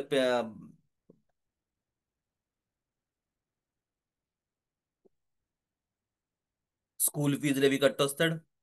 పొద్దున్న లేస్తే పాపం వాడే ఆ ఫ్యామిలీకి భార్య పిల్లలందరికీ కూడా ఏం కావాలో అన్నీ చూస్తూ ఉంటాడు. కానీ వాడికి బేసికల్గా లోపల నడిచేటువంటి ఆ ఫీలింగ్ వల్ల, అయోడియం క్యారీ చేసే ఆ బిట్రేయల్ ఫీలింగ్ వల్ల వాడు వీళ్ళని పరిపూర్ణంగా నమ్మలేడు. నమ్మకపోవడం చేత ఏమవుతుందంటే వాళ్ళు మనకి ఆ ఎక్స్పెక్టేషన్, అదే కదా డిసీజు. ఎక్కడైనా ఎక్స్పెక్టేషన్ వచ్చింది అంటే ఇక డిసీజ్ స్టార్ట్ అయిపోతుంది. అందుకని వ్యక్తుల ఎడల అటాచ్మెంట్ ఎక్కడ ప్రారంభం అవుతుంది అంటే ఎక్స్పెక్టేషన్ దగ్గర ప్రారంభం. మాస్టర్ గారు చెప్తారు, ఈకే గారు, with love beyond expectation is real health అంటారు మాస్టర్ గారు. అంటే ప్రేమ అనేటువంటిది ఎక్స్పెక్టేషన్ లేకుండా ఉంటే అదే ఆరోగ్యం అంట. సో మనం జాగ్రత్తగా ఇలాంటివి చేయించుకుంటే మనం కూడా హెల్త్లోకి వెళ్ళడానికి మన దగ్గర అవకాశం ఉంది. కానీ మనం వీలైనంత వరకు అటాచ్మెంట్కి లోన్ అయిపోతాం మనకు తెలియకుండానే. సరే అదంతా వేరే సైన్స్ అనుకోండి. సో ఆ అటాచ్మెంట్కి లోన్ అయిపోవడం వల్ల మనం డిసీజ్ స్టేట్లోకి వెళ్ళిపోతాం. ఈ క్యాలీ అయోడ్లో ఈ రకమైనటువంటి మెంటాలిటీ, ఆ క్రూయాలిటీ, ఆ హార్ష్నెస్ ఆఫ్ టెంపర్ అన్నీ కూడా కేవలం తన ఫ్యామిలీ ఎడలే ఉంటుంది. మనకి ఈ వైలెన్స్ పార్ట్లో మనం చాలా రెమెడీస్ క్యాలీ అయోడ్తో కంపేర్ చేసుకోవచ్చు. ఇందాక చెప్పినట్టు ఎనకార్డియం, నక్స్వామిక, లెకసిస్, మెర్క్సాలు, హెపారు, ఇవన్నీ కూడా కాస్తో కోస్తో వైలెన్స్ కలిగే ఉంటాయి. నెక్స్ట్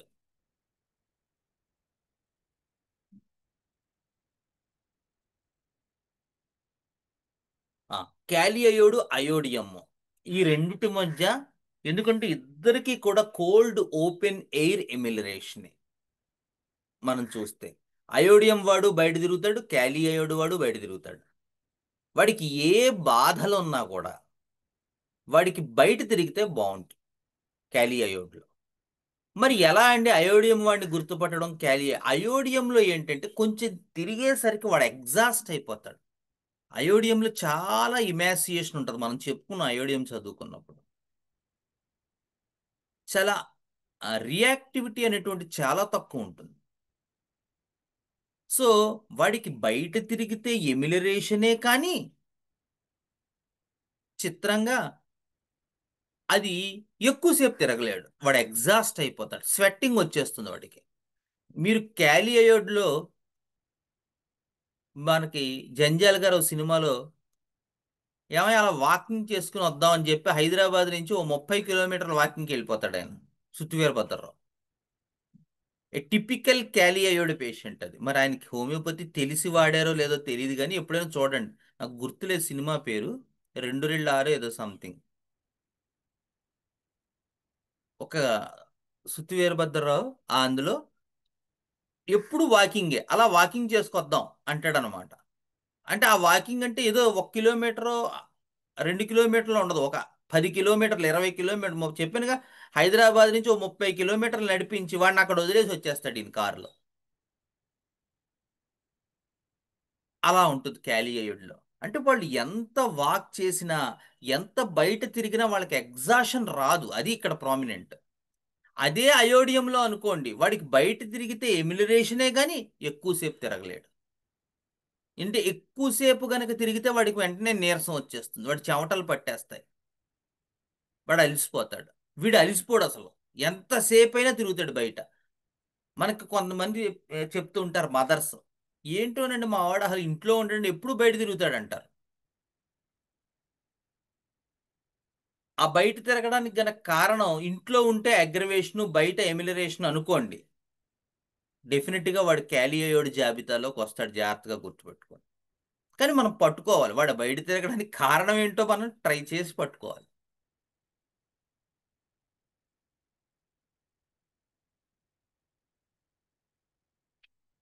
నెక్స్ట్ క్యాలియోయిడ్లో మనకి నెక్స్ట్ కనబడేవి చాలా తీవ్రమైనటువంటి తలపోటులు. ముఖ్యంగా సైనస్ ట్రబుల్స్లో రాసుకోండి, క్యాలియోయిడ్ ఒక దివ్యమైన ఔషధం మీరు గనక జాగ్రత్తగా పట్టుకోగలిగితే. ఎలా అండి క్యాలియోయిడ్ సైనస్ ట్రబుల్స్ పట్టుకోవటం? వీడికి అస్తమాను జలుబు చేస్తూ ఉంటుంది. చెప్పాను కదా, వీడి చలిగాలి తగిలితే చాలు వీడికి జలుబు చేస్తుంది. జలుబు చేసి కఫం శ్లేష్మం పట్టేస్తాయి, దాంతో తలపోటు వస్తుంది. మామూలుగా వచ్చే తలపోటు కాదండోయ్, కత్తులతో నరికేసుకోవాలనిపిస్తుంది వీడి తలపోటు. లేదా ఏదో ఆ, మేకులు గుచ్చేస్తున్నట్టు అనిపిస్తుంది. ఇలాంటి సిఫిలిటిక్ వర్డ్స్ పడతాయి మీరు జాగ్రత్తగా స్టడీ చేస్తే. క్యాలియోయిడ్ హెడేక్స్ గురించి చెప్పేటప్పుడు మామూలుగా చెప్పరు వాళ్ళు. ఏమో నొప్పి వచ్చిందండి ఇక్కడ అంతా నొప్పిగా ఉంది ఏంటో, ఇలా ముట్టుకుంటే నొప్పి అనరు వాళ్ళు. కత్తులతో చీరేయటం, మేకులు తెగ్గొట్టేయటం, అలాంటి వర్డ్స్ వాడతారు. అంటే ఇన్ జనరల్ చూడండి ఆ వర్డ్స్ కూడా ఎలా వస్తాయో. అందుకనే పేషెంట్ తన ఎక్స్పీరియన్స్లోంచే మాట్లాడతారు, మాట కూడా చాలా ఇంపార్టెంట్. నిన్నే మన హోమియోపతి స్టూడెంట్ ఒక అమ్మాయికి చెప్పాను, the way a symptom has been told is more important than the symptom itself. ఎందుకంటే ఆ పేషెంట్కి ఆర్సనిక్ ఆల్బమ్ ఇచ్చారు అని అడిగింది ఆ అమ్మాయి, మన దగ్గరకు వచ్చే డాక్టర్, జూనియర్ డాక్టర్. ఎందుకు అంటే చెప్పిన విధానం ఎలా ఉంది. చెప్పిన పాయింట్ ఓకే, జలుబు చేసింది, జ్వరం వచ్చింది ఓకే, కానీ ద వే, ద ప్యాటర్న్.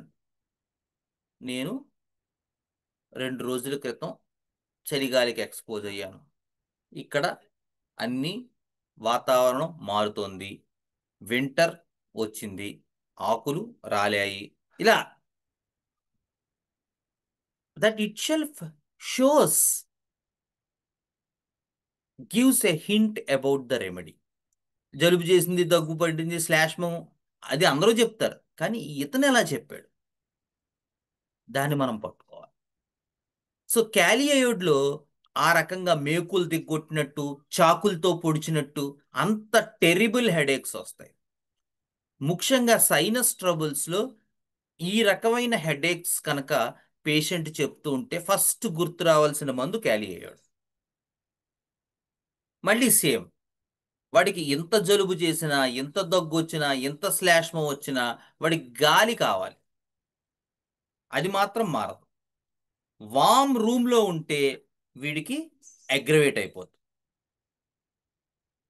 గాలిలోకి వెళ్ళి ఓపెన్ ఎయిర్లోకి వెళ్తే వీడి తలపోటు తగ్గదు. ఇంకొకటి ఏంటంటే ఈ సైనస్ ట్రబుల్స్ వాటిల్లో గ్రీనిష్ డిశ్చార్జ్ ఉంటుంది, ఫ్లమ్ ఏదైతే బయటకు వస్తూ ఉంటుందో ముక్కులోంచి. అలాగే ఈ రూట్ ఆఫ్ నోస్ దగ్గర పెయిన్ ఉంటుంది, బాగా నొప్పి వస్తుంది. అలాగే root of tongue, root of pharynx, ఇక్కడ అక్కడి నుంచి చోట్ల పెయిన్లు వస్తూ ఉంటాయి వీడికి, క్యాలియోయిడ్ వాడికి. సో ముందు జలుబు తుమ్ములుగా మొదలవుతుంది, తుమ్ములు వస్తాయి, జలుబు వస్తుంది, ముక్కు కారుతుంది, నీళ్లు కారుతాయి, ఇలా వస్తుంది. స్లోగా ఫ్లమ్ తయారైపోతుంది. ఇనీషియల్ ఫేజ్లో కూడా క్యాలియోయిడ్ ఇండికేట్ అవ్వచ్చు. ఒకవేళ దెబ్బ మిస్ అయ్యింది అంటే వాడు క్రానిక్గా వెళ్ళినప్పుడు ఆ సెకండ్ స్టేట్ కెటార్ ఫామ్ అయిపోయి గ్రీనిష్ డిశ్చార్జ్ వచ్చినప్పుడైనా మీరు క్యాలియోయిడ్ ఇండికేట్ అవ్వచ్చు.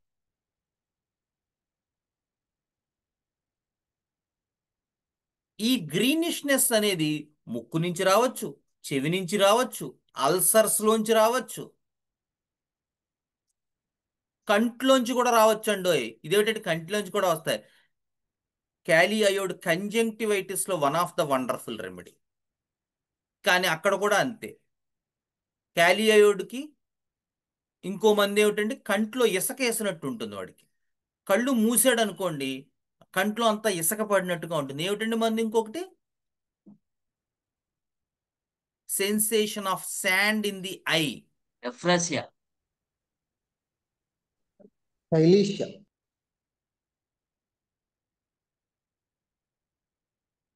కంజంక్టివైటిస్ లో ర్యాంక్డ్ రెమెడీ అది.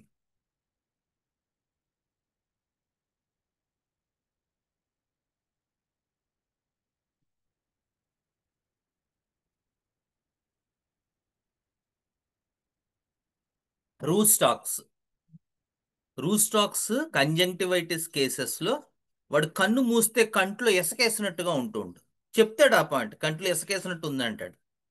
నేనే బోల్డ్ కేసుల్లో వేశాను రూస్టాక్స్. కానీ మళ్ళీ సేమ్, రూస్టాక్స్ వాడేమో చిల్లీ పేషెంట్, వీడేమో హార్ట్ పేషెంట్.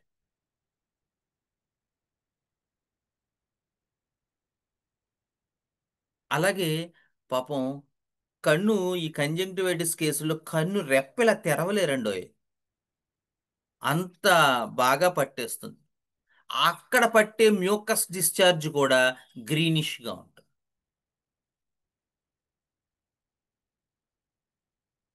అందుకని కంజంక్టివైటిస్ కేసులో క్యాలియోయిడ్ మర్చిపోద్దు. మీరు అనుకోవచ్చు యుఫ్రేషియా అని.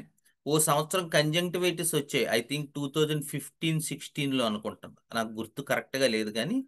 సో మా ఇంట్లో మా ముగ్గురికి వచ్చాయి. మీరన్నట్టే వాళ్ళిద్దరికి యుఫ్రేషియాతో తగ్గిపోయింది. నాకు 5 రోజులైనా తగ్గదు. కన్ను విపరీతమైనటువంటి దురద, మంట, ఎరుపు, విపరీతమైన మ్యూకస్ పట్టేస్తుంది, ఎగ్లుటినేషన్ ఐలిడ్స్కి. వాళ్ళకి ఒక రోజులోనే తగ్గిపోయింది. నాకు 3-4 రోజులైనా తగ్గలేదు. అప్పుడు చూసి స్టడీ చేసి క్యాలీబైట్ 200 వేసుకున్నాను నేను. వేసుకున్నాక తగ్గిపోయింది. అందుకే ఆ స్పెసిఫిక్ వైద్యం అనేది చేస్తే వచ్చే ప్రాబ్లమ్స్ ఇవే. ఎందుకంటే యుఫ్రేషియా మనకి తెలుసు, కోటు యుఫ్రేషియా అనుకుంటాం, అట్లా ఉండదు. సిమ్టమ్స్ స్టడీ చేయాలి. ఈ బండ గుర్తులు, కొండ గుర్తులు పెట్టుకున్నారా, at one point of time case తగ్గకపోతే బుర్ర తిరిగిపోతుంది. So coming back to Kali iod discharges, అవి ముక్కులోంచి కానీ, గొంతులోంచి కానీ, చెవులోంచి కానీ, అల్సర్స్లోంచి కానీ చాలా గ్రీనిష్ డిశ్చార్జెస్ వస్తాయి. క్యాలీబైక్లో మోర్ ఆఫ్ ఎల్లోయిష్ ఉంటుంది, రేర్గా గ్రీన్ వరకు వెళ్తుంది.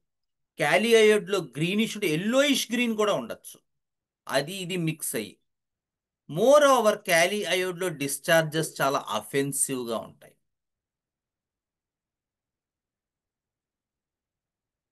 ఈ పుళ్ళల్లో, అల్సర్స్లో గుర్తుపెట్టుకోవాల్సిన రెమెడీస్లో మెర్క్సాల్ ఒకటి, క్యాలియోయిడ్ ఒకటి, చాలా డీప్ యాక్టింగ్, చాలా long acting and deep acting. ఇంకో మంది ఏమిటండి?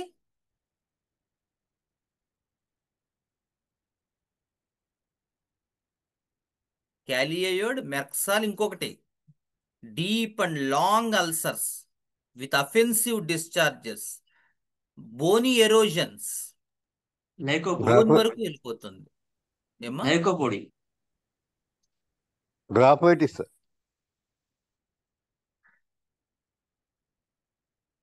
యాసిడ్ సార్, అమ్మా nitric acid sir.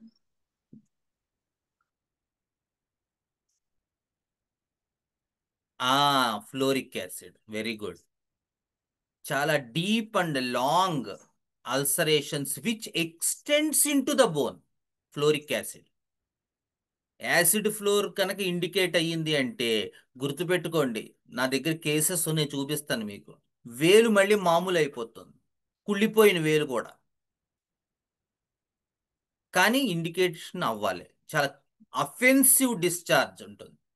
Bone Erode అయిపోతూ ఉంటుంది, లోపల కుళ్ళిపోతుంది. వాటిల్లో క్యాలీ అయోడు, మెర్క్సాలు, హెపార్సల్ఫ్, కొంత నైట్రిక్ యాసిడ్ కూడా, అండ్ ఫ్లోరిక్ యాసిడ్. వీళ్ళందరికీ బాస్ ఒకళ్ళు ఉన్నారు. అంటే ఇవన్నీ పనిచేసి కాస్త హెల్ప్ చేసి ఆ తర్వాత ఇంకా ఫర్దర్గా తగ్గటం లేదు అన్న తర్వాత వచ్చేవాళ్ళు ఎవరండి ఆయన?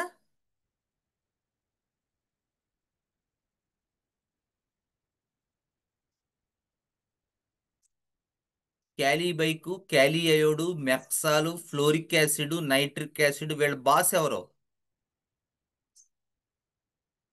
సిఫిలినం. Very good. సో వాటిల్తో కొంతవరకు ట్రీట్మెంట్ జరిగి ఇక ఫర్దర్గా రిజల్ట్ రావట్లేదు మహానుభావ. క్యాలియో 200 3 డోసులు వేసాం, కొంత వర్క్ చేసింది, ఇంకా ఆ తర్వాత మళ్ళీ ముందుకు వెళ్ళట్లేదు కేసు, అక్కడతో ఆగిపోయింది అన్నప్పుడు మీకు వెంటనే గుర్తుకు వచ్చే మందు ఈ సిఫిలినం. సిఫిలినం 1 ml ఒక డోసు వేయాల్సి ఉంటుంది. కింద వేస్తే పనిచేయదు, మినిమం 1 ml వేయాలి అటువంటి cases. Next, so sinusitis cases, conjunctivitis cases miss అవ్వద్దు. అది డెఫినెట్ గా క్యాలీ అయోడ్ కేసు అయితే మీరు చెప్పే ఆ గ్రీనిష్ డిశ్చార్జెస్, ఆ టెరిబుల్ పెయిన్, అంటే నేచర్ ఆఫ్ పెయిన్ చెప్పేటప్పుడు ఏదో మంట వచ్చింది, నొప్పి వచ్చిందని చెప్పరు, కత్తులతో కోసేసినట్టు, మేకులు దిప్పేసినట్టు, అలాంటి వైలెంట్ పదాలు వాడతారు. పాపం నిజంగానే అలా ఉంటుంది కూడా. అంత డీప్ యాక్టింగ్, అంత లాంగ్ యాక్టింగ్ క్యాలీ అయ్యాడు. వాడికి సైనస్ ప్రాబ్లం వచ్చిందనుకో, ఆ వాడు చేసే హడావిడి అంతా నిజంగానే ఎక్కువ ఉంటుంది. అంత ఇంత ఉండదు, అంత పెయిన్ వచ్చేస్తుంది అనమాట. ఆ వైలెన్స్ అంత సివియర్గా ఉంటుంది. Next, severe forms of conjunctivitis. Next, rhus tox. Next, joint pains. ఇందాక మనం చెప్పుకున్నాం కదా, మన క్యాలీ అయోడ్లో చాలా వండర్ఫుల్గా పనిచేస్తుంది జాయింట్ పెయిన్స్. కానీ ఆ మెర్క్యూరీ స్టేటు, ఆ మెంటల్ స్టేటు ఉండాలి. ఉత్తి జాయింట్స్కి ఇస్తే పనిచేయదు. ఆ మెంటల్ స్టేట్లోనేమో ఆ ఫ్యామిలీ పట్ల ఉండేటువంటి హార్ష్నెస్, ఆ మెర్క్యూరియల్ ఐడియా, ఏదైతే గ్లాండ్యులర్, ఏదైతే కెటరల్, ఏదైతే అల్సరేషన్ చాలా తొందరగా ఇదైపోతుంది, అటువంటి వాళ్ళల్లో వచ్చేటువంటి జాయింట్ పెయిన్స్లో మీకు క్యాలియర్డ్ ఇండికేటర్. మళ్ళీ జాయింట్ పెయిన్స్లో కూడా ఏమిటండి మొడాలిటీ చెప్పేస్తారు ఇప్పుడు మీరు అందరూ. చెప్తారా చెప్పరా? ఏంటి మొడాలిటీ జాయింట్ పెయిన్స్లో క్యాలీ అయ్యోడ్ modality? Open air aggravation, open air amelioration. బయట తిరుగుతాడు వాడు. ఓపెన్ ఏమయ్యా నీకు జాయింట్ పెయిన్స్ ఉన్నాయి, లోపల కూర్చో, కీళ్ళ నొప్పులు కదా అంటే, లేదు అలా వెళ్ళొస్తానంటాడు. ఎంత ముసలివాడైనా సరే కాస్త ఆ 10 అడుగులో 20 అడుగు, మనం రూట్ స్టాక్స్ అనుకోకూడదు. ఏమంటే వాడు కాస్త అటు ఇటు తిరిగితే బాగుంటుంది అంటున్నాడు, కూర్చుని లేచేటప్పుడు స్టిఫ్ అయిపోతున్నాయి అంటాడు, రూట్ స్టాక్స్ వేస్తాను. అస్సలు చిల్లీనెస్ ఉండదు వీడికి. బనీనేసు తిరిగేవాడు ఒక ఆయన పేరవరంలో, క్యాలీ అయ్యాడు పేషెంట్, స్టడీ చేసి క్యారీ అయ్యాడు. ఏమిటి ఇంత చలికాలంలో బనీనేసు తిరుగుతున్నాడంటే, మా నాన్నగారు చెప్పిన మాట వినరండి, ఆయన అలా తిరుగుతూ ఉంటాడు. 80 ఏళ్ల ముసలివాడు, క్యాలీ అయ్యాడు ఇచ్చాను. బ్రహ్మాండంగా పనిచేసింది. అఫ్ కోర్స్ ఆ ఏజ్లో క్యూర్ ఉండదు, బట్ చాలా హెల్ప్ చేసింది ఆ పేషెంట్కి. ఎందుకు? మొడాలిటీ అలాంటిది. ఎప్పుడు బనీనేసు తిరిగేవాడు ఈయన. చిన్న సన్నటి బనీన్ ఉండేది. పెద్దవాడు 80 ఏళ్ల వాడు, ఇంత చలికాలంలో బనీనేసి తిరుగుతున్నాడు ఇట. ఓ స్వెటర్ ఇవ్వండి అంటే ఆయనే వేసుకోడండి, మేము ఎక్కడ ఇవ్వలేదని బాబు, ఇంట్లో 2 స్వెటర్లు ఉన్నాయి వేసుకోడు ఆయన. ఆ బనీన్తోనే తిరుగు, ఎందుకు ఎలా తిరుగుతుంది, నాకు అలాగే బాగుంటుంది అన్నాడు ఆయన. మరి చలి ఇది అంటే చలి ఇది అన్నాడు ఆయన. క్యాలీ అయ్యో 200 ఇచ్చాను. ఇచ్చిన తర్వాత చాలా వరకు రికవర్ అయ్యాడు పాపం మహానుభావుడు. పాపం నేను వెళ్ళేసరికి వచ్చి కూర్చునేవాడు. మీరంటే చాలా నమ్మకం అని వాళ్ళ వాళ్ళ వైఫ్, వాళ్ళ పాప, మీరంటే నమ్మకం అండి అని. తర్వాత అతనికి ప్రాస్ట్రేట్ ఇష్యూ వచ్చింది పాపం. అక్కడ కూడా క్యాలియోడ్ ఎఫెక్ట్ చేసింది. ఆ గ్లాండ్స్ ఇన్ఫెక్ట్ అయ్యని చెప్పి దాని మీదే ఉంచాను, మార్చలేదు. ఎందుకంటే ఈ మొడాలిటీ పోలే. సో క్యాలియోడ్తో ఆ ప్రాస్ట్రేట్ ఇష్యూ కూడా చివరి దాకా హెల్ప్ చేసింది. ఇంక తర్వాత పాపం వాళ్ళు రాలేక వదిలేశారు అతను. అలా ఉంటుంది క్యాలియోడ్.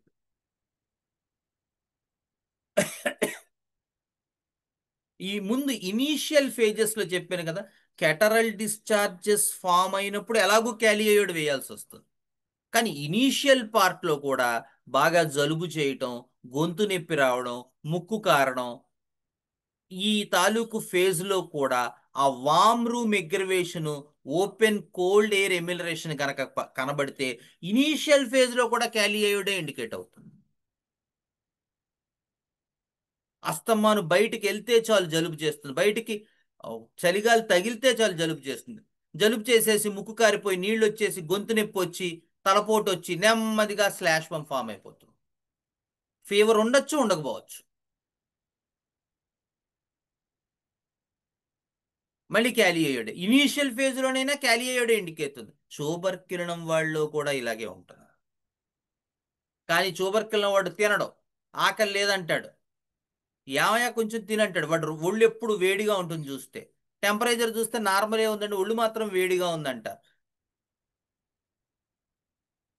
ఆకలి ఉండదు, అసలు అన్నం పెడితే తినరు. అలాగే క్యారేజీ పట్టుకెళ్ళి మళ్ళీ ఇంటికి పట్టుకొచ్చేస్తుంటారు పిల్లలు. అలా ఉంటుంది ట్యూబర్క్యులినం. ఇక్కడ ఆ పాయింట్ కాదు.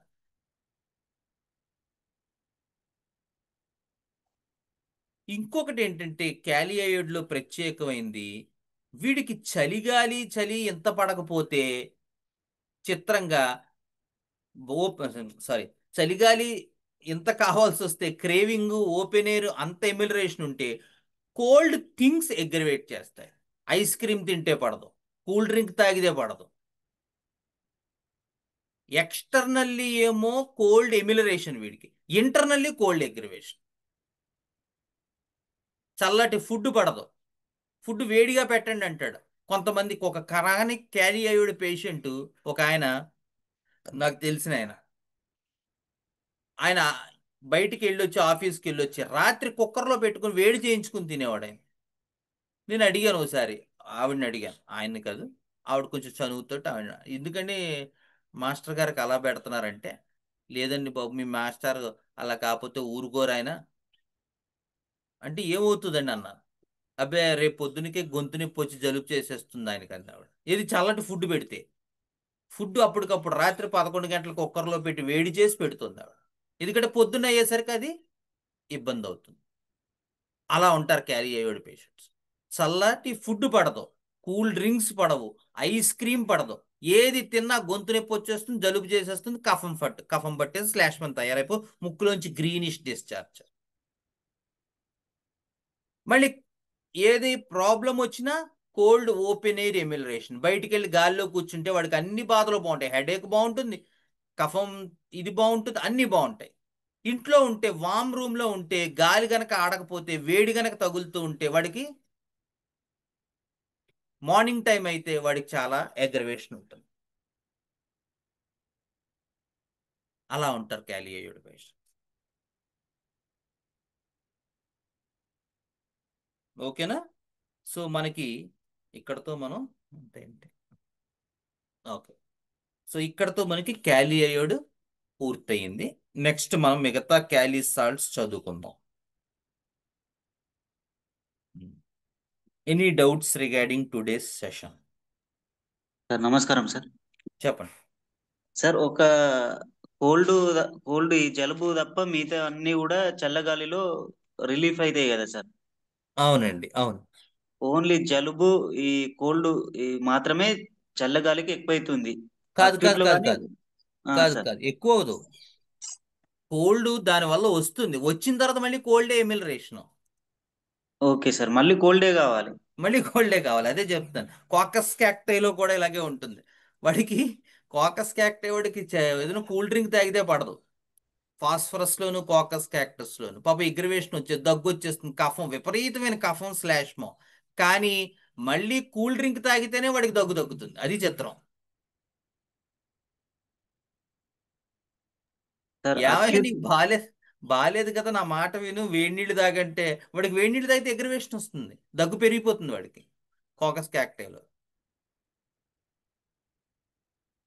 అట్లా ఇక్కడ కూడా ఏంటంటే వాడికి చలిగాలి పడదు, బయటికి వెళ్తే గొంతు నొప్పి వస్తుంది, జలుబు చేస్తుంది, దగ్గు వస్తుంది, శ్లాష్మ వస్తుంది, సైనస్ ప్రాబ్లం వస్తుంది, గొంతులోంచి కఫం ఏమో గ్రీన్ గా వస్తుంది, ముక్కులోంచి కఫం ఇలా వస్తుంది, నీకు సైనస్ ప్రాబ్లం వచ్చింది, నీకు ఫ్రాంటల్ సైనస్ ఎఫెక్ట్ అయింది, ఇన్ని చెప్తారు కానీ వాడు మళ్ళీ గాలిలో వెళ్తేనే వాడికి రిలీఫ్ ఉంటుంది.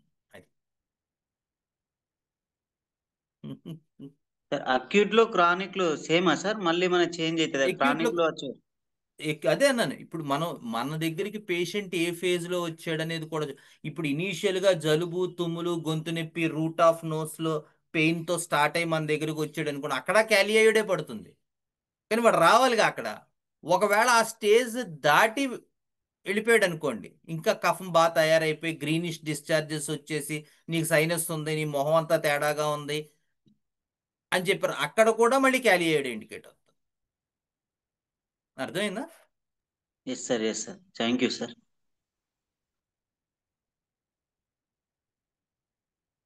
డాక్టర్ గారు, ఒక జనరల్ క్వశ్చన్, దీనికి సంబంధం ఉందో లేదో నేను చెప్పలేను. ఇందాక మీరు చెప్పినప్పుడు మనము పేషెంట్కి ట్రీట్ చేయాలి, అది మన బేసిక్ రూల్. టోటల్ సిమ్టమ్స్కి చేస్తే అది ప్యాలియేషన్ అవుతుంది అనేది బేసిక్ రూల్ మనకి. మనం ఒక కేసు తీసుకున్నప్పుడు అది ఏ మెథడ్ అయినా కూడా ఆ పేషెంట్ ఇగ్నీషియా కాన్స్టిట్యూషన్ ఉందనుకోండి, కానీ ఆమెకి కడుపులో కాన్స్టిట్యూషన్ ఉంది, పూర్తిగా అదే అని మనకి తెలుస్తుంది. కానీ ఆమె కడుపులో తిప్పటం, మన అర్జెంటమ్ నైట్రికం లాగా ఏదైనా మాట వినంగానే బయటకు వెళ్ళి స్టూల్స్కి వెళ్తాం, కంగారు పడటం, అది కూడా ఉందనుకోండి. అప్పుడు మనం ఆ సిమ్టమ్ ఏదైతే చీఫ్ సిమ్టమ్ వాళ్ళకు ఉందో అది మనం చూస్తున్న ఈ డ్రగ్లో లేనప్పుడు మనం ఎట్లా దాన్ని తీసుకోవాలి, కొంచెం చెప్పగలుగుతారా? ఇక్కడ ఒక పాయింట్ అండి, ఇది చాలా మందికి ఉన్న డిఫికల్ట్ థింగ్ ఇది. ఏంటంటే మీరు దాంట్లో మీరు అడిగిన క్వశ్చన్లోనే ఒక సమాధానం, ఆర్జెంటమ్ నైట్రికంలో ఉన్నట్టు అని ఒక మాట వేశారు కదా. అంటే మన మైండ్లో ఆర్జెంటమ్ నైట్రికంకి ఒక లక్షణం పట్ల ప్రిజుడీస్ ఏర్పడిందని అర్థం. కరెక్ట్. ఇది ఇది ఒక ఒక ఒక ప్రాబ్లం. సో ఎప్పుడైతే ఇదే నేను ఇందాక చెప్పింది, ఇప్పుడు ఈ ప్రాబ్లం ఉన్నప్పుడు మనం ఆ టోటల్ స్టేట్ అనేది మిస్ అయిపోతాం. ఓకే, మనం సిమ్టమ్స్ తీసుకున్నప్పుడే మన మైండ్లో ఒక 3-4 వచ్చేస్తాయి, అదే వచ్చిన డిఫికల్టీ అండి. దాని వెనకాల మీకే పడి నాకు కూడా అదే వెళ్ళిపోతున్నాం, ప్రాబ్లం. దాని దాన్ని వెనకాల వెళ్ళిపోతున్నాం. వెళ్ళిపోతాం. మా శేఖర్ గారు అదే చెప్పేవారు, శేఖర్ అలిగుండి గారు, don't get possess, you you possess everything but don't get possessive అనేవారు. ప్రతిదీ తీసుకో కానీ పొజెసివ్ అవ్వకు, ఇదే అని అనుకో అనేవారు ఆయన. ఇదే కారణం, ఎందుకంటే మనకి తెలియదు, ఇది హోమియోపతిలో చాలా ఇబ్బంది అండి ఇలాంటివి. ఎందుకంటే హోమియోపతిలో ఉన్న ప్రాబ్లమే అది అసలు. తక్కువని ఒక మంది మనకు ఒక పేషెంట్ ఓ లక్షణం చెప్పగానే మనం చదువుకున్నది గుర్తుకొచ్చేస్తుంది, దాన్ని దాటి వాడిని చూడగలగటమే వచ్చిన ప్రాబ్లం. అలా ఎవరైతే చూస్తారో వాళ్ళే సక్సెస్ఫుల్ ప్రిస్క్రైబర్ అవుతారు. మన దగ్గర 100 మంది పేషెంట్ ఉండొచ్చు, అబ్బో తెగ 50 మంది పొద్దున్న, అబ్బా డాక్టర్ గారు రూమ్ ఖాళీ ఉండదండి బాబు, ఎప్పుడూ జనమే అనే డాక్టర్స్ తెలుసు. నీకేం తగ్గిందా అంటే ఇందాక ఇన్నేళ్ళ నుంచి వాడుతున్నావు, 20 ఏళ్ళ నుంచి వాడుతున్నాను, ఏమి తగ్గలేదు. కానీ ఎందుకు అంటే ఇవే ప్రాబ్లమ్స్. అంటే మనం ఉన్న ఒక 10-15 సిమ్టమ్స్ చెప్పినప్పుడు వాళ్ళ కాన్స్టిట్యూషన్ మనం ఏదో మెథడ్ ద్వారా తెలుసుకోగలిగినప్పుడు 1-2 మ్యాచ్ కాకపోయినా ఏదైతే మెజారిటీ సిమ్టమ్స్ ఏ డ్రగ్నైతే చూసిస్తుందో దాన్ని మనం ఫస్ట్ రెమెడీ కింద ప్రిస్క్రైబ్ చేయొచ్చా అండి? చేయొచ్చు చేయొచ్చు. అదే అండి, అది కోర్ ఎక్స్పీరియన్స్ అవ్వాలి. అంటే ఏదో మనం చూసింది కాకుండా వాళ్ళ కోర్ ఎక్స్పీరియన్స్ అదే అయి ఉండాలి, సెంట్రల్ కోర్. అంటే మన సెన్సేషన్ మెథడ్లో అండి పేషెంట్ని కొద్ది దూరం వెళ్ళినాక ఇంకా వాళ్ళు చెప్పట్లా, ఎక్కువ మంది సైకోటిక్లు ఉన్నారు. మనం ఆ కొద్దిగా బయటకు వస్తారు, మళ్ళీ వెంటనే లోపలికి వెళ్ళిపోయి అసలు దానికి ఏం సంబంధం లేనట్టు, ముందు నా తలనొప్పి, నా కాళ్ళ నొప్పి, మోకాళ్ళ నొప్పులు, గ్యాసు, వీటి సంగతి ఏదో చూడండి ముందు అన్నట్లుగా మాట్లాడుతున్నారు. అంటే నాది ప్రీ డిస్పెన్సరీ కాబట్టి అంత నేను వాళ్ళకేం లొంగట్లేదు. నాకు తెలిస్తేనే మందు ఇస్తాను, లేకపోతే లేదన్నట్టుగానే ఖచ్చితంగా ఉంటున్నాను. కానీ ఎంతమందిని మనం అట్లా డిస్ప్లీజ్ చేయగలము? ఈయన మందు ఇవ్వడండి, ఎక్కువగా అడుగుతుంటాడు అన్ని అనేది వస్తున్నప్పుడు. అంటే మీరు ఇట్లాంటివన్నీ మీరు ఫేస్ చేసి వచ్చారు, ఎందుకంటే నేను మీ అన్ని క్లాసులు వింటున్నాను కాబట్టి. ఫేస్ చేసి ఏమన్నా చిన్న ఉపాయం ఏమన్నా? అదేనండి. అది ఇప్పుడు మీరు అన్నది మీరే అలా అన్నారంటే నేను ఎంత ఫేస్ చేసి ఉంటానో మీకు గుర్తుండే ఉంటది. ఇంతే. అంటే ఈయన బాబోయ్ గంటలు గంటలు తీసుకుంటాడు. అది యూజువల్. మనం ఒక పెడియాట్రిషియన్ ఈ మధ్య నాకు ఫోన్ చేశారు.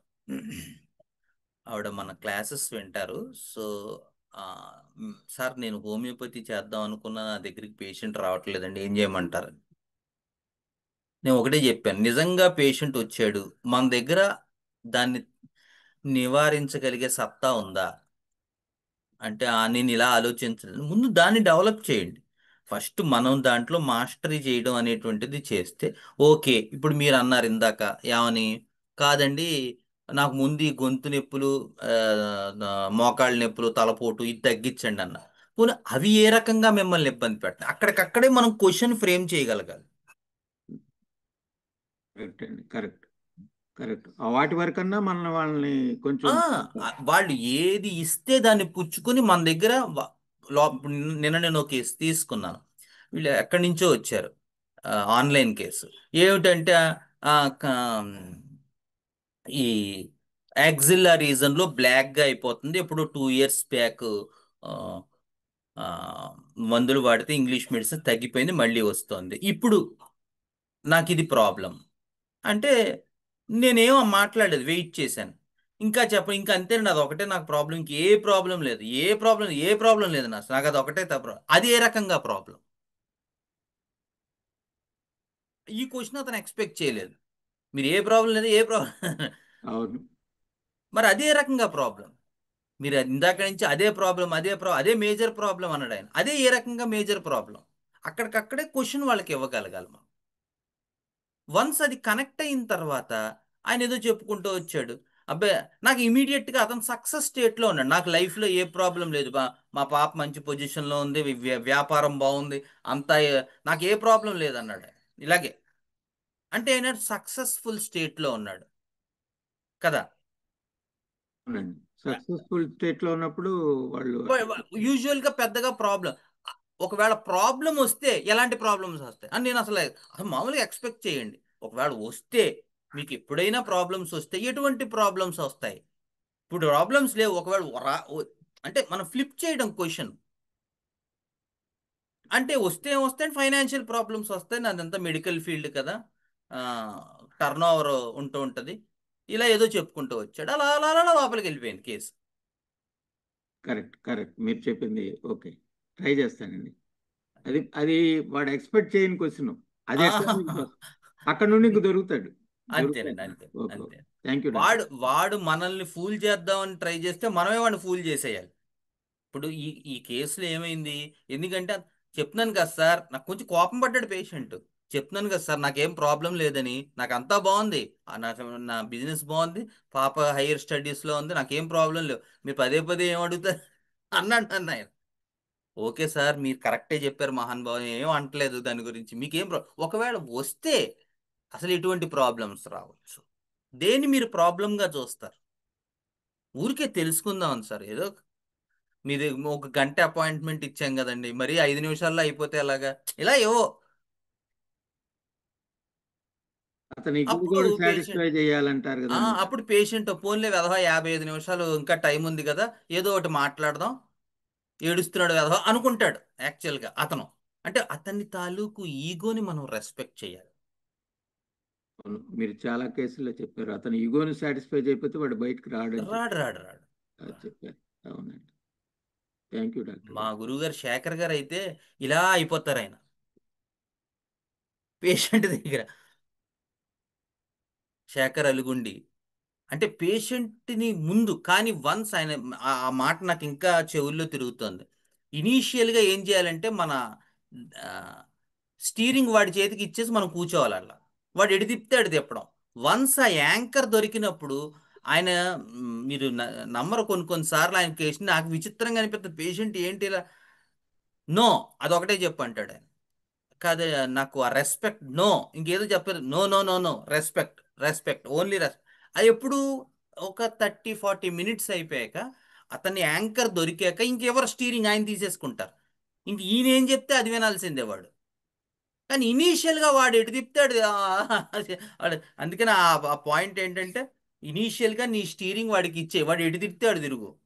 కానీ లేటర్ స్టేజెస్లో మాత్రం నీ దగ్గరే పెట్టుకో, ఇంకా అసలు ఇటు తిప్పనివ్వకు.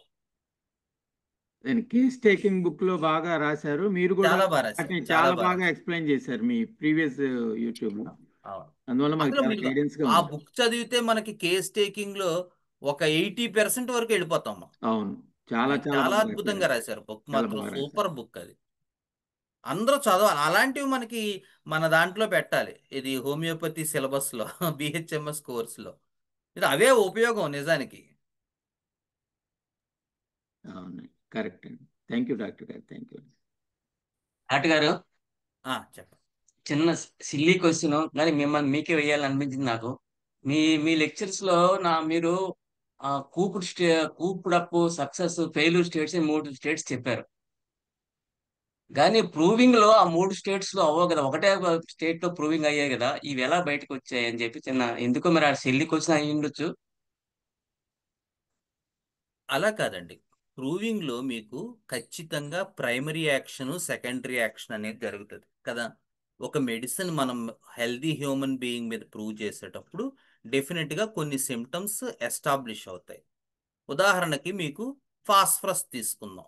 ఫాస్ఫరస్లో కొన్ని సిమ్టమ్స్ వచ్చాయి, ప్రైమరీ యాక్షన్ సెకండరీ యాక్షన్. యూజువల్గా మెటీరియా మెడికాలో స్టోర్ చేసిందంతా కూడా సెకండరీ యాక్షన్. మెటీరియా మెడికాలో ఉన్నటువంటి ప్రూవింగ్స్ అన్నీ కూడా. బెస్ట్ ఎగ్జాంపుల్ ఆర్ఎంమెట్. ఆర్ఎంమెట్లో సూయిసైడల్ టెండెన్సీ ఉంది, వాడు చనిపోతాడు, వాడు చనిపోవాలనుకుంటాడు అని రాశాం. ఎంతమంది ఆ సిమ్టమ్ మీకు చెప్తారు ఇంపాసిబుల్ కదా. సో ఐడియా మీరు జాగ్రత్తగా గమనిస్తే, ఆ స్టేట్ ముందు కొంత నడిచుంటే కదా వాడు ఆ సూయిసైడల్ టెండెన్సీలోకి వెళ్తాడు. అంటే మీరు పేషెంట్ వైపు నుంచి చూస్తే నేను చెప్పేది. అంటే అవి తర్వాత డెవలప్మెంట్, కానీ ప్రూవింగ్ లో అది రాదు కదా. ఆహా, డాక్టర్స్ గారు, నాకు ముందు ఎక్స్పీరియన్స్ డాక్టర్స్ క్వశ్చన్ గారు, ఎక్స్పీరియన్స్ డాక్టర్స్ గారు తర్వాత డెవలప్మెంట్ చేసి దాన్ని యాడ్ చేసి ఉంటారు తప్ప, అది ఎక్కడ అది ప్రూవింగ్ లో రాదు మా డాక్టర్ గారు. అది ఒకసారి నాది పూర్తిగా వినండి. మీరు అది వినకుండా మీరు అడిగితే నేను చెప్పలేదు. Okay okay okay, sorry doctor. ఇప్పుడు మీరు secondary action of the remedy మెట్రా మెడికాలో ఎస్టాబ్లిష్ అయింది కదా. ఆర్ఎంమెట్లో సూయిసైడల్ టెండెన్సీ అనేది ఉంది, ఇది ప్రూవింగ్లో ఉంది.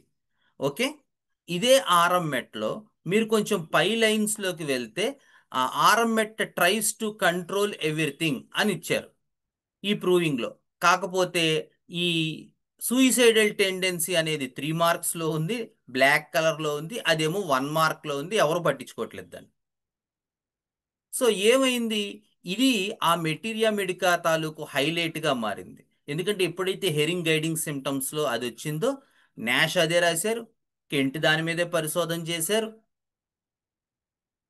ఎలెన్స్ కీ నోట్స్లో ఆ హెరింగ్ గైడింగ్ లైన్స్లో ఉన్నటువంటి ఆ బ్లాక్ కలర్ అన్ని యాజ్ ఇట్ ఈస్ కాపీ కొట్టి ఎలెన్స్ కీ నోట్స్ ప్రింట్ చేశారు.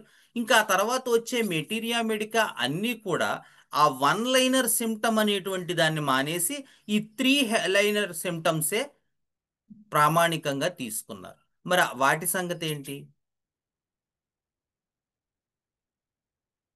అసలు మెటీరియా మెడికాలో ఎంతమంది ప్రూవింగ్స్ చదువుతున్నారు? ఇప్పుడు మీరు ప్రూవింగ్స్ మీద నాకు క్వశ్చన్ వేశారు, అసలు మీరు ఎప్పుడైనా ప్రూవింగ్స్ చదివారా? లేదు మీరు డాక్టర్, లేదు చదవలేదు. ప్రూవింగ్స్ చదవలేదు, అదే ప్రాబ్లం. నేను చదివాను. సో ఏమవుతుందంటే మీకు పాయింట్ ఆఫ్ వ్యూలో ప్రూవింగ్స్లో వచ్చినటువంటివి ఆ క్యూరేటివ్ మెటీరియా మెడికా అంటే సెకండరీ యాక్షన్ అవి యాడ్ చేసి పెడతారు అక్కడ. సో ఆ సెకండరీ యాక్షన్లో ఉండేటువంటి వాటిల్లో ఎక్కువ భాగం వస్తాయి, అది ఫెయిల్యూర్ స్టేట్. అంటే ఒక ఆల్రెడీ ప్రూవింగ్లో ఏం జరిగింది, ఫెయిల్యూర్ స్టేట్ని ఎస్టాబ్లిష్ చేసింది మెడిసిన్ వాడి మీద. సో ఆ కాంక్రీట్ సిమ్టమ్స్ యాజ్ ఇట్ ఈస్గా మెడికాలో వచ్చాయి, అవే మాత్రమే మనం ప్రామాణికంగా తీసుకుని మనం చేసుకుంటూ వెళ్ళిపోతున్నాం. కానీ ఆ సింగిల్ 1 లైనర్ సిమ్టమ్స్ కూడా కొన్ని ఉంటాయి, అవి యూజువల్గా వాడి తాలూకు కోప్డప్ స్టేట్లో ఉన్నటువంటి సిమ్టమ్స్. కానీ అవి ఫెయిల్యూర్ స్టేట్ కాకపోవడం వల్ల అవి ఎస్టాబ్లిష్ అవ్వలేదు మెటీరియా మెడికాలో. మనం కూడా వాటిని చూడకుండా ముందుకెళ్ళిపోయాం. కానీ జాగ్రత్తగా మనం పరిశీలిస్తే ఒకే మందులో భిన్నమైనటువంటివి కూడా కనబడతాయి. ఈసారి మీరు ఈ క్వశ్చన్ గురించి మీరు బాగా ప్రిపేర్ అయ్యేటప్పుడు ఏదో ఒక రెమెడీ తీసుకోండి. మెటీరియా మెడికా ప్యూరాకి వెళ్ళండి. పైనుంచి కింద దాకా ప్రతి సిమ్టము చదవండి. మీకు పరస్పర విరుద్ధమైనటువంటి లక్షణాలు కూడా కనబడుతుంటాయి. ఎందుకంటే కొన్ని ప్రైమరీ యాక్షన్, కొన్ని సెకండరీ యాక్షన్, కొన్ని ఫెయిల్యూర్ స్టేట్ని చూపిస్తుంటాయి, కొన్ని కోప్డ్ అప్ స్టేట్లో చూపిస్తాం. కోప్డ్ అప్ స్టేట్లో ఉన్న మెటీరియా మెడికాని మనం పెద్ద పట్టించుకో, ఎందుకంటే అవి తర్వాత మెటీరియా మెడికాల్లోకి రాలేదు చాలా వరకు. కానీ మీరు అవి కూడా చదివితే మీకు ఈ కోప్డ్ అప్ స్టేట్, ఫెయిల్యూర్ స్టేట్లో ఉండేటువంటి ఆ డిఫరెన్స్ అనేటువంటిది క్లారిటీగా అర్థమవుతుంది. అవి ప్రూవింగ్లో ఉన్నాయి, కానీ మనం చదవలేదనే విషయం తెలుస్తుంది. Okay doctor, thank you very much. Sorry for the silly question. ఏం లేదండి, సార్ సిల్లీ కాదు, మంచి క్వశ్చనే అది. సిల్లీ మీరు అలా అనుకుంటున్నారు, అది మీ డెల్యూషన్ అంతే. అది సిల్లీ క్వశ్చన్ ఏం కాదు, మంచి క్వశ్చనే. కానీ మనం వర్క్ చేసి అడిగితే మనకే ఆన్సర్స్ దొరుకుతాయి. Instead of questioning we have to work on that question first మనం కదా. ఇప్పుడు నేనైనా అంతే. ఇప్పుడు నేను మా గురువు గారిని, శేఖర్ గారిని క్వశ్చన్స్ అడిగేటప్పుడు ఆయన కోపం వచ్చేది. మొత్తం అక్కడ ఉన్నటువంటి ఆ గురుకులంతా కూడా ఏమిటి ఈ ఈయన అన్ని పిచ్చి క్వశ్చన్లు అడుగుతున్నాడు అనుకునేవారు, డౌట్స్ ఫస్ట్లో. సో కాలాంతరంలో నాకు అర్థమైంది ఏంటంటే, మనం ఎందుకు సిల్లీగా అడుగుతున్నాం క్వశ్చన్స్, అది ఎందుకు ఇతరులకు సిల్లీగా అనిపిస్తుందో మనం దాని మీద వర్క్ చేయట్లేదు. మనం ఏదో అక్కడ అడిగేయాలని అడిగేస్తున్నాం తప్ప, మనం దాని మీద వర్క్ చేసుకుంటే మనకే ఆన్సర్స్ దొరుకుతాయి. ఇప్పుడు చాలా వరకు నేను మన సెషన్స్లో చెప్పేవి నా ఓన్ ఎక్స్పీరియన్స్. నేను మా గురువుగారి మార్గంలో నడుస్తాను, కానీ నా అనుభవంలోంచే నేను మాట్లాడతాను. That will make you more rooted. ఎవడో అనుభవం మనం మాట్లాడామనుకోండి, అది ఎప్పుడూ రూటెడ్గా ఉండదు. అందుకని వాళ్ళు ఇలాగా వీళ్ళు అలాగా అలా చెప్పామనుకోండి, దానివల్ల మనకి నెత్తి మీద ఏదో కిరీటాలు పెట్టినట్టు అట్లా ఉండదు. ద ఐడియా ఏంటంటే, మనం వర్కౌట్ చేసింది మన ఎక్స్పీరియన్స్ అయితే అది 100% క్యారీ అవుతుంది. అందుకని గురువు మార్గంలో నడవాలి. కానీ మా గురువు గారు ఎప్పుడు అదే చెప్పేవారు, నీ గురువు ప్రస్తావన వీలైనంత వరకు తీసుకురావద్దు. నీ నీ ద్వారా నీ గురువు ఎస్టాబ్లిష్. నువ్వు ఎంత గురువు గురించి మాట్లాడుతూ ఉంటే, మాస్టర్ గురించి నువ్వు మాట్లాడుతూ ఉంటే నువ్వు అంత ఫూల్ అని అర్థం అవుతూ ఉంటుంది అనేవారే. డెఫినెట్గా గురువు గొప్పవాడే, కానీ నువ్వు చెప్పక్కర్లేదు, నీ ఆచరణ చెప్పాలి. పదే పదే పదే చెప్పడం వల్ల అదేదో పార్టీ మీటింగ్లా ఉంటుంది. అలా చెప్పకూడదు ఎప్పుడు కూడా. మన తాలూకు డెవలప్మెంట్కి గురువే కారణం, నిస్సందేహం, ఇందులో డౌటే లేదు. కానీ ఆ డెవలప్మెంట్ ద్వారా గురువు వ్యక్తం అవ్వాలి తప్ప, అస్తమాను మాస్టర్ మాస్టర్ మాస్టర్ మాస్టర్ అనడం వల్ల నువ్వెంత ఫూల్ అవుతావో ప్రపంచానికి అర్థమవుతుంది అనేవారైనా. పార్టీ కాదండి ఎప్పుడు కూడా. Spiritual journey is never A party meeting. It is an innate journey. It goes with in. నువ్వెవరో నీకు పరిచయం చేసేది మాత్రమే ఆధ్యాత్మికత, మిగతాది ఏదీ కాదు. అల్టిమేట్ భగవాన్ ఎప్పుడు ఒకటే చెప్తారు రమణులు, నీకు ఒక ప్రశ్న పుట్టింది అంటే ఈ ఆత్మ విచారణ మార్గం అనేటువంటి దాంట్లో ఆ ప్రశ్న వైపు నువ్వు ప్రయాణింపగలిగితే మాత్రమే నీకు ఆధ్యాత్మికత వచ్చినట్టు. మిగతా ఏది, పూజ చేయి, జపం చేయి, ప్రేయర్ చేయి, హోమం చేయి, ఇవన్నీ నీకు నేను చేస్తున్నాను అనే ఈగోని మరింత రెచ్చగొడతాయి. కానీ ఆ సంకల్పం ఎప్పుడైతే ఇది చేస్తున్నా, ఇది పలానా చేద్దాం అని మీకు కలిపిందో, ఎందుకు అనుకుంటున్నాను అని ప్రశ్న కనుక నువ్వు వేసుకోగలిగితే నువ్వు లోపలికి ప్రయాణిస్తావు అని చెప్పారు భగవాన్. దాన్ని మించింది లేదు. To cut off your ego wherever a question rises, it straight away you should put the question in such a way, who is the thing that is causing this question. That is the highest form of spiritual life. సరే, అది వేరే chapter అనుకోండి, మీరు అడిగారు కాబట్టి చెప్పాను. Okay sir, చెప్ప కోపడ్ up state అంటే ఫెయిల్యూర్ స్టేట్ కి సక్సెస్ స్టేట్ కు మధ్యలోనే సార్? అసలు దాన్ని ఏ మధ్యలో విధంగా ఉండే. తీసుకోవాలి? అవునండి, అవును. మధ్యలోనే సార్? కోప్డ్ అప్ స్టేట్ అంటే వాడు దాంతో కోపప్ అవుతూ ఉంటాడు. అంటే వాడికి ఉంటుంది, వాడు దాంతో కోపప్ అవుతూ ఉంటాడు. ఆ కోపింగ్ మెకానిజం డెవలప్ చేసుకుంటాడు. అంటే అంటే ఫెయిల్యూర్ ఉదాహరణ, కి ఫెయిల్యూర్ కి ఎంటర్ ఫెయిల్యూర్ అంటే అవ్వడమా సార్? ఫెయిల్యూర్ అంటే మొత్తం టోటల్ ఫెయిల్ అయిపోతుంది, కొలాప్స్ అయిపోతాడు కదా. అంటే ఫెయిల్యూర్ కి ఇట్లా క్రాస్ అవుతున్నట్ట సార్ కోపడప్ స్టేట్ అంటే? అంటే ఫెయిల్యూర్ లెక్క ఎంటర్ అవుతున్నట్ట సార్? అలా ఉండదండి. ఇప్పుడు శైలీషియా ఉంది. శైలీషియా మీరు దాని ఎగ్జాంపుల్ చెప్తే తప్ప అర్థం అవుతుంది. ఇప్పుడు శైలీషియా ఉంది. శైలీషియా వాడి ఇమేజ్ లాస్ అయిపోతానని విపరీతమైన భయం కదా అనుకుందాం. వీడు ఏదైనా ఇంటర్వ్యూకి వెళ్ళినా ఏదైనా సెమినార్ ఇమ్మన్నా లేకపోతే ఇంకో చోట ఉన్నా వాడికి అది ఇచ్చేటప్పుడు వాడి అరిచేతులు అరికాళ్ళు చల్లబడిపోతూ ఉంటాయి. ఏంటంటే తప్పు చెప్తే పలానా శ్రీకాంత్ గారు ఇన్నాళ్ళు పెద్ద సంకల్ప హోమియోపతిని తెగ ఊదరగొట్టేశారు, ఆయన చాలా పేరు వచ్చింది, ఇప్పుడు ఆ పేరు ఎక్కడ పోతుందో అనేటువంటి టెన్షన్ వస్తుంది వాడికి శైలీషియాలో. అందుకని వాడికి యాంగ్జైటీ. ఇదే శైలీషియా పేషెంట్ మంచి ఉద్యోగం సంపాదించి వాడు యుఎస్ వెళ్ళిపోయాడు అనుకుందాం, సపోజ్ ఫర్ ఎగ్జాంపుల్. అతను ఏదో ఉద్యోగం చేసుకుంటున్నాడు. ఇప్పుడు మీకు ఈ సిమ్టమ్ కనపడుతుందా? నో సార్, నో సార్, కనబడదు. ఎందుకు కనపడదు? సక్సెస్ స్టేట్ లో ఉన్నాడు కాబట్టి. అది మరి మీరే చెప్పేస్తున్నారుగా. అదే అవును సార్. చెప్తున్నాను. ఇక్కడ ప్రాబ్లం ఏంటంటే వాడు ఉన్నటువంటి పొజిషన్ బట్టి వాడి సిమ్టమ్స్ ఎగ్జిబిట్ అవుతాయి. సో వాడికి అటువంటి ఛాన్స్ రావాలి కదా. వాడు యాంగ్జైటీ పడాలంటే అటువంటి సిచ్యువేషన్ రావాలి ఇంటర్వ్యూకి. ఎందుకంటే అదే మనకి శైలీషా గురించి తెలుసు. సో మన శైలీషా అనగానే ఏం వెతుకుతాం? అది వెతుకుతాం. ఏమంటే ఇంటర్వ్యూకి వెళ్తే ఎలా ఉంటుంది అంటే, ఇంటర్వ్యూకి వెళ్ళలేదండి అంటాడు వాడు. చెప్పండి సార్ ఇంటర్వ్యూకి వెళ్తే ఎలా ఉంటుంది అంటాం మనం. అలా కాకుండా ఇప్పుడు ఇది సక్సెస్ స్టేట్. అలా కాకుండా కోప్డ్ అప్ స్టేట్ అంటే వాడు చదువుకుంటున్నాడు, ఆ ఫేజ్లో వచ్చాడు మన దగ్గరికి. ఏమయ్యా చెప్పు ఎలాగుంటుందంటే, అబ్బాయి నేను వీలైనంత వరకు నేను అవాయిడ్ చేస్తానండి, వెళ్ళనండి, ఎప్పుడైనా వెళ్ళాల్సి వస్తే మాత్రం టెన్షన్గా ఉంటుంది అంటాడు. వాడికి తెలుసు, ఎందుకంటే నేను యాంగ్జైటీకి లోనైతే నాకు టెన్షన్ వస్తుంది, టెన్షన్ వస్తే నేను సరిగ్గా మాట్లాడలేను, నా ఇమేజ్ కాన్షియస్నెస్ డెవలప్ అవుతుంది, నేను సరిగ్గా ఎగ్జిబిట్ అవ్వలేను అనే విషయం అంతా వాడికి తెలుసు. దాంతో వాడు నడుస్తూ ఉంటాడు, వాడు ప్రయాణం చేస్తూ ఉంటాడు. వచ్చినప్పుడు దాన్ని అవాయిడ్ చేస్తూ ఉంటాడు, తప్పించుకుంటూ ఉంటాడు. తప్పనప్పుడు వెళ్ళినప్పుడు ఈ సిమ్టమ్స్ అన్నీ కనబడతాయి. ఇవన్నీ మీకు చెప్తాడు. కాదు, వాడి ఇమేజ్కి లాస్ వచ్చేసింది, వాడు ఇంటర్వ్యూకి వెళ్ళాడు, సివిల్స్ ఇంటర్వ్యూకి 4 ప్రశ్నలు అడిగేసరికి వాడికి టెన్షన్ వచ్చేసింది, అరిచేతులు అరికాళ్ళు చల్లబడిపోయాయి, వాడికి సీట్ రాలేదు. ఇంకా వాడి ఇంటర్వ్యూస్ అన్ని మానేసి ఇంటి దగ్గర కూర్చున్నాడు. ఇంక ఏ ప్రయత్నము చేయట్లేదు. ఈ స్టేజ్లో మీ దగ్గరికి వచ్చాడు, అప్పుడు ఏం చేస్తారు?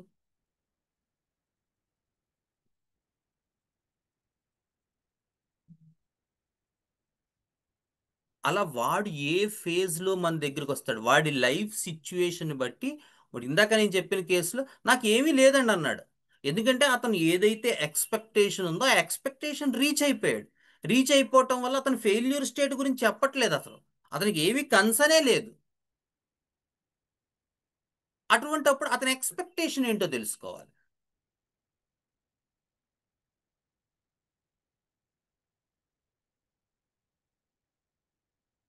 సో ఏ స్టేట్లో పేషెంట్ మన దగ్గరికి వచ్చాడు అనే దాన్ని బట్టి వాడి సిమ్టమెటాలజీ ఆఫ్ ఎక్స్ప్రెషన్ అంత క్లారిటీగా ఉంటుంది. వాడు సక్సెస్ స్టేట్లో వస్తే వాడు ఆ రకమైన, అంటే అదే మెడిసిన్ అయితే మారదు, కానీ వాడు ఎగ్జిబిట్ అయ్యేది ఆ రకంగా ఉంటుంది. ఫెయిల్యూర్ స్టేట్లో వస్తే ఒకలా ఎగ్జిబిట్ అవుతాడు, కోప్డప్ స్టేట్లో వస్తే ఒకలా ఎగ్జిబిట్ అవుతాడు, సక్సెస్ స్టేట్లో ఉంటే ఒకలా ఎగ్జిబిట్ అవుతాడు. అప్పుడు ఇదే మెడిసిన్ తాలూకు సిమ్టమ్స్ మీకు అక్కడ కనబడుతుంటాయి వేరే రకంగా. అందుకని శైలీషియాలో వాడు ఏం చదివాడు చాలా ఆ, అందుకని మీరు రూబ్రిక్ తీసుకుంటే మ్యాథమెటిక్స్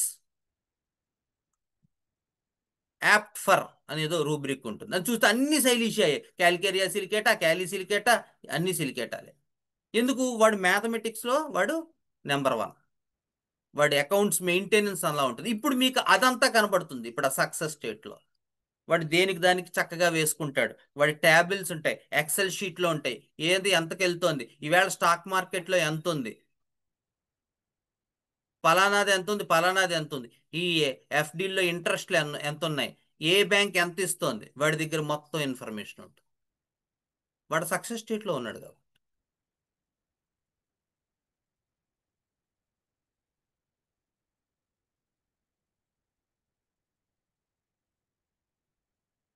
సో వాడు ఉన్న స్టేట్ని బట్టి అదే మెడిసిన్ తాలూకు సిమ్టమెటాలజీ రిఫ్లెక్ట్.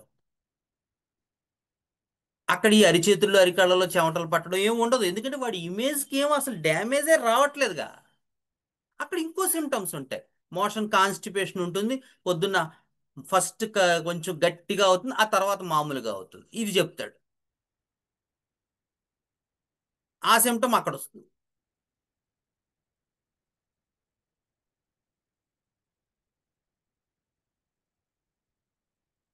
ఓకే.